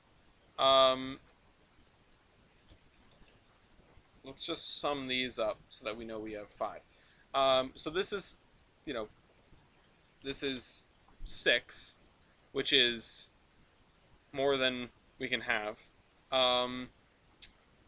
I like the A1A, but I don't really want to keep it. So if I drop...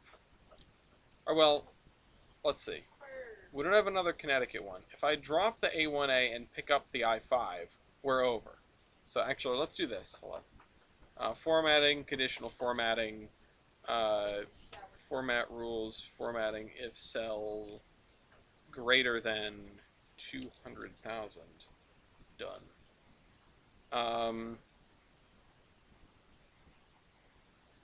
Let's see, what can I whittle down? Because we don't really need...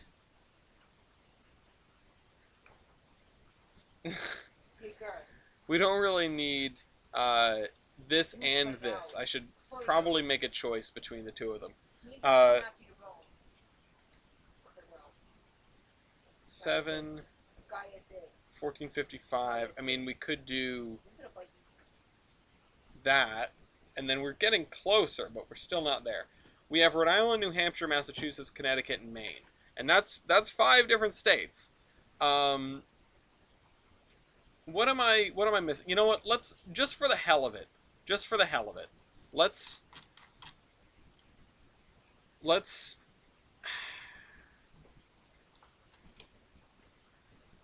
no, not those. Oh, ooh, hold on. Double ender. Nope, that's not what a double ender is. 466. Nope. Ah, there it is. Replace with the Burke with the 482. I want the Burke. I want the Burke. We're having the Burke. 41,000 out of this guy.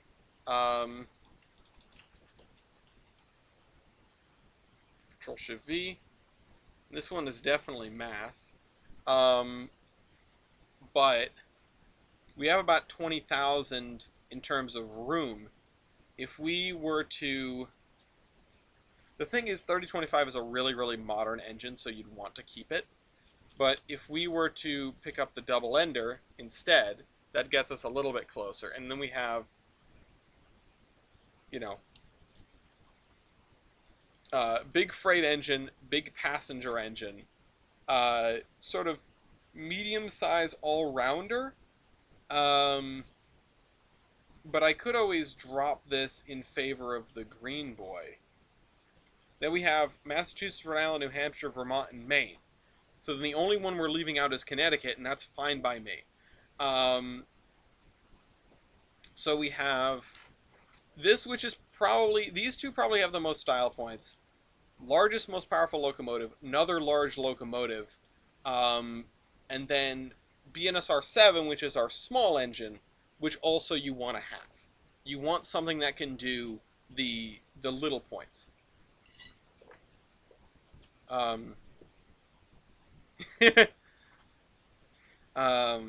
Mew is upset. Now, the thing I'm curious about, what was the most powerful steam locomotive by tractive effort in New England? Because I think, if I remember right, there it is. The Boston and Maine had an 0880 with 97,000 pounds of tractive effort. Okay. Hold on. Boston and Maine. Let's see if we can find a picture of these things. 800 and 801. There are only two of them. Yeah, there it is. You. I would like to include this. Here's the thing. I think this would win a lot. This has... Let's look at some power computations. Okay, those aren't that high. This is really, really bad. This is pretty good because it's a compound, and it is a compound. So having something with compound cylinders is probably good. It's just not a very good locomotive. I mean, it's a 1922 built 0880. Here's another picture of it. Boy, that thing looks mean. Look at the headlight down here. Oh, look at that. That's a great shot. That's a great picture. Look at this Atlantic. It's so stubby and cute. Now, I don't think this would be a bad lineup, but I don't love it because the Bruiser, which is the T-1, is not all that big. It has 66,000 pounds of tractive effort, and I'm not impressed by that. Which is why this thing has impressed me. Now, if I can just search up Maine Central Class X. Yeah, there we go. Let's look at this just for comparison. 58,000. This is less... This is it's a Malay Mogul that is less tractive effort than the effing Berks. It has less tractive effort than no, yeah. It almost has less than the Rutland engine. The Maine Central Class X is a very bad locomotive, and I wouldn't want to have it in my lineup. It has no redeeming qualities, except for the fact that it has 406 2-inch tubes. And Lafayette, get out of here. Get out. You're sitting on my speaker cable and unplugging my speakers. Oh, he has it wrapped around his neck. What? He has a speaker cable wrapped around his neck. There we go. Lafayette, come here. Oh. Come here. The New Haven R3 has more tight... Has more... I keep reading that as tight ends. Despite the revised accommodations, the pair were rendered redundant by the introduction of 282s. Um, yeah. Um, these are so bad. They're so bad. Um, I'm trying to think.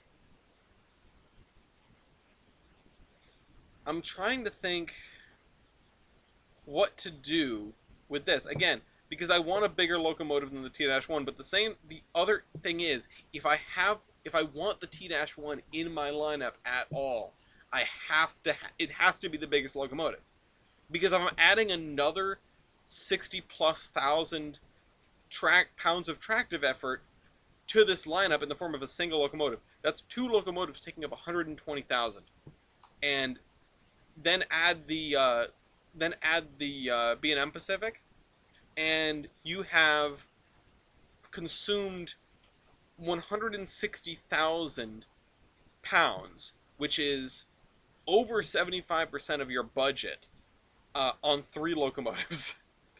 So yeah, and I don't. The other thing that I could see is replacing. I mean, the A1A has pretty big drivers, but I want something with, I want a passenger locomotive. I want a big passenger locomotive. And the thing is, 3713 uh, can stand reasonably well uh, as a big locomotive because it has a big firebox. Yeah. So I think this is going to be my arrangement. And I don't really have very much love lost for the Rutland, uh, the green things, as it were. I would kind of love to find something with more adhesive space. Something like the 0880 where it's more adhesion, like a decapod or something. Um, so let's look at this. Let's look at who had decapods. No one in New England really had decapods, so I was wondering if I was going to be surprised by something here. The L and E did, but I don't think I count them. Yeah, AT&N, Illinois Central, and New England. Yeah, none of these are New England railroads. No Maine Central, no Boston to Maine. The B&M didn't even have any Mikados. Um, no, like Bangor and Aroostook. What locomotives did the Bangor and Aroostook have? Let's. Can I? Let me look at like moguls. Just, just, just out of curiosity. Bangor and Aroostook. New Haven class L2102. Yeah, I know people like those 210-2s. These are interesting characters. Uh, that's a lot of tubes. That's really bad. That's mediocre. I mean, these were built in the 1800s, so I'm not really surprised. They're Manchester locomotives. That's how you can tell they're old. Not superheated. 63-inch drivers, which is not very impressive. Yeah, and these are moguls. And they were also converted to 440s? That's cursed. Yeah,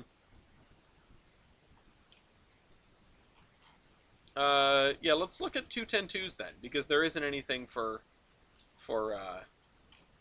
that. Ann Arbor, Boston and Maine had some. S1A, S1B. Oh, I could have an S1B on my roster, which would be kind of funny. They're all Alco built, which I assume they were. No, they ended up given to the Maine Central. Okay. They're not war babies. They have boosters, which is curious. They have very powerful boosters too. 13,000 pounds of tractive effort is a lot in a booster. They have reasonably good evaporating surface divided by cylinder volume, considering what they are. It's not good, but it's not terrible. 61-inch drivers, almost as big as that mogul we were just looking at. And 30 of them built is not anything to shake a stick at. And these are just the ones with thermic siphons. Okay. Feed water heaters. So there were still 30 of them. That's curious. I mean, we didn't look at tractive effort. 71,000. these things were more powerful turn for turn than the Burks. That's very interesting. Why? They only had 190 pounds of pressure in that boiler, and they were getting 71,000 pounds of tractive effort. That's actually very curious. The B&A had some. The Boston and Maine had some. We were looking for New York, New Haven, and Hartford, weren't we? There they are. I'll go back and look at the cylinders. This is a Baker valve gear. That's interesting.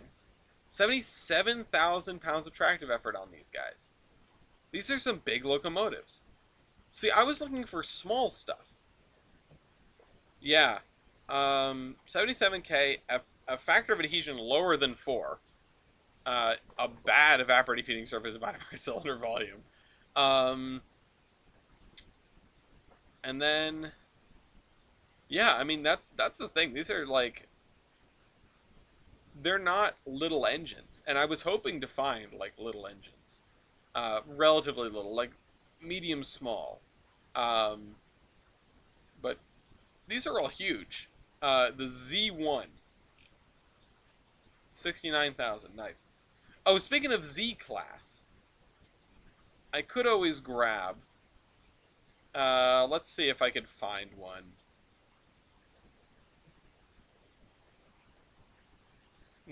You are not the one I was thinking of. But single locomotive, Franklin, New Hampshire. I know that line. These are built for These are Rhode Island built. That's interesting. I would love to have a Rhode Island roster, although they didn't build any big ones. They didn't build any big locomotives. Hi, Lafayette. Okay, come here. Come here. Nope. Okay, he doesn't want to come up. Come here.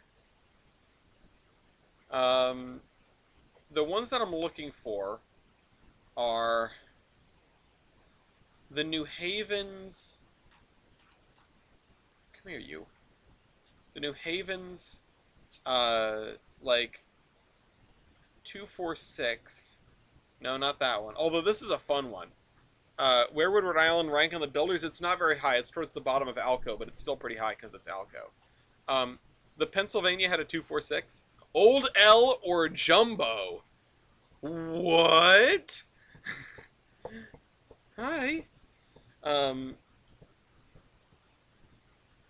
The Altoona boiler. What the hell is this?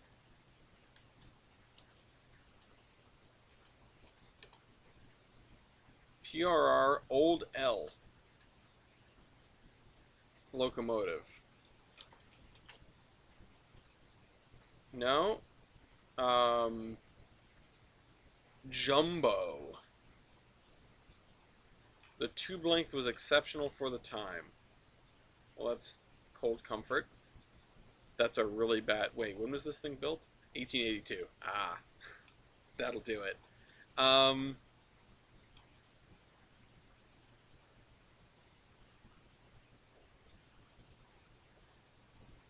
I wish I had a photo of this thing. I want a photo of this thing. Wait, can I don't suppose there are photos in this.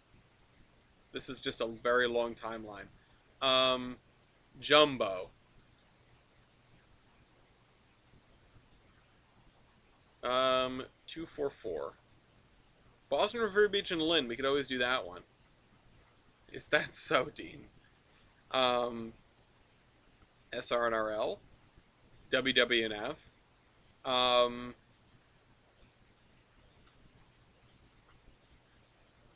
I'm not seeing, because I guess they don't have the Old Colony or the, hold on.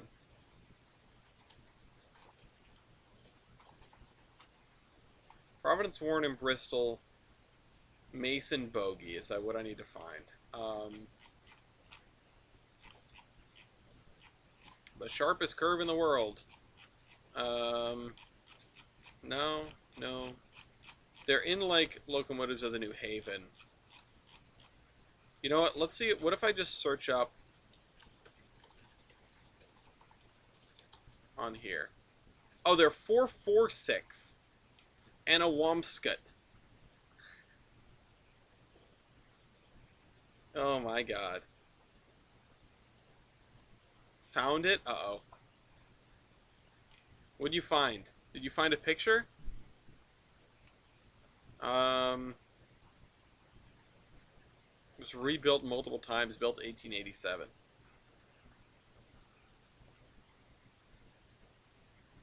446, huh?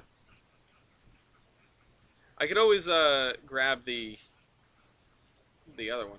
Well, I think I'm going to stick with this. This is a pretty competent lineup, and I would submit this if I could.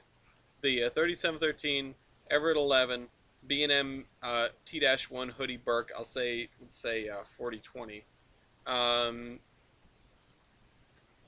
we've represented a lot of things. Oh, this is jumbo?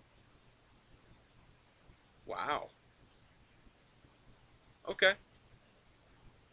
I assume the boiler goes all the way back to here. B&M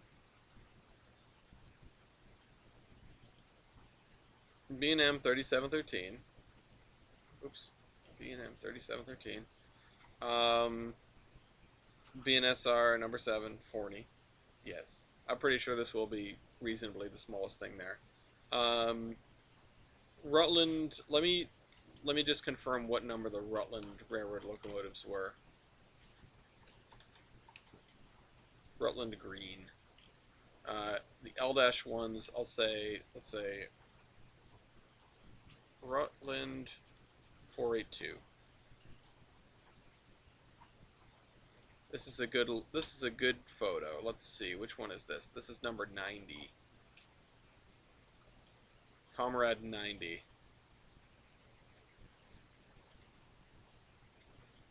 Alright. Well, this is a Locodome roster. This is how you figure one out. We have things with a lot of style points. Things with a lot of tractive effort. Things with a lot of tractive effort. Things that are very small. And as long as you're able to check those boxes, you should do fairly well. I mean, unfortunately, the Rutland engines are Alcos. I think Everett 11 is a Baldwin.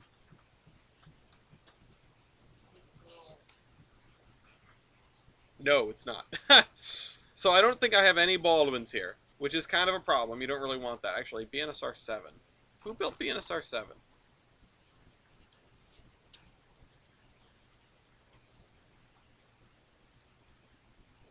Okay, so we do have a Baldwin. We have a Baldwin. We have something with Baker valve gear. We have something with a tender booster. With a booster. We don't have anything that's compound, which is sort of the one thing I think we're missing. But that would mean sacrificing the T-1 for one of the big Malays or something, and we're not going to do that. So, anyway, is the 040 sitting in Lowell worth anything? Is it an 04? I thought it was an 060. What number is that? I misspelled Lowell, I know. Lowell steam locomotive. It is an 060. It's 410. I have my doubts that it's on. What if we end with a ditto matchup? Okay, I'll go over that in a second. I was gonna wrap up, but I'll go over that in a second. Gloria's still making friends, I think. What? I was just checking on you. Sorry, let's go wheel type 6 drivers, 060 switcher, Boston and Lowell, Boston and Providence. We have Boston and Lowell and Boston and Providence. So I don't think this is it, considering. And then B and P isn't it. So we don't have that locomotive on here. I'm sure it's not beyond our capabilities to make a stat sheet for it, but I honestly, it would be nice because it's an all-driver engine, and then you can get that one. You can get two stats like right off the bat. So, all right, let's go into the rules really quick, and I'll show you definitive builder hierarchy: Alco, Schenectady, Montreal, Brooks, Richmond, Rogers, Danforth, Cook, Rhode Island, and then Pittsburgh, Manchester, and Dixon. So Rhode Island is above Manchester and two other ones that no one's ever heard of. But it's below Cook, when Cook is the bottom of the like major important ones. So can't do that. Um, as far as if you have a Ditto matchup, um, I don't. If in the event that the only locomotives left are two identical locomotives, I think we have to call it a tie, or it'll the game will just end. Um, but I think in the event of a tie, the opposing contestant is given the option to activate and use one of their dormant locomotives and use that value for the statistic if possible. No matter their decision, if a tie remains, the calling contestant must do the same. If it is still a tie, the opposing contestant is considered the victor, but no points are awarded. If the calling contestant has no dormant locomotives with which to attempt the tiebreak, they may use either a marker to rest or must begin a free knockout sequence. And that obviously doesn't work because um, that obviously doesn't work because in a knockout sequence between two identical locomotives, then knockout sequence between two identical locomotives, the calling contestant is saying, "Oh, I have this," and the other person is saying, "So do I," and they go back and forth like that until time burns out. There is nothing that one is going to have that the other one is not. Um, uh, in the event that the calling contestant and opposing contestant, oops, sorry, calling contestant and opposing contestant have only identical locomotives remaining. If only identical, the game is over, and the victory goes to the contestant with more points.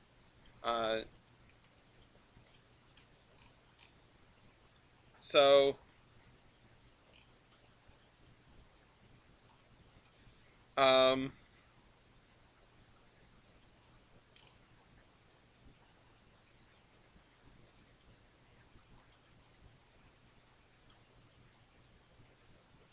I should phrase that better, but I think that's the only way that we're going to manage that because the game obviously cannot go on. Um,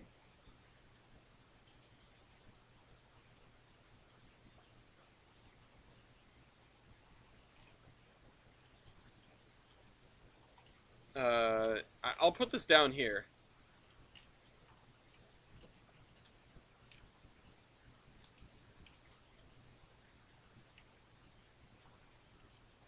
Yeah. Have only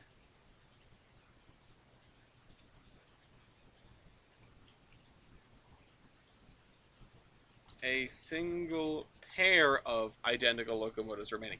Because you can still play the game if two people have the same two locomotives and you're just swapping back and forth. Um,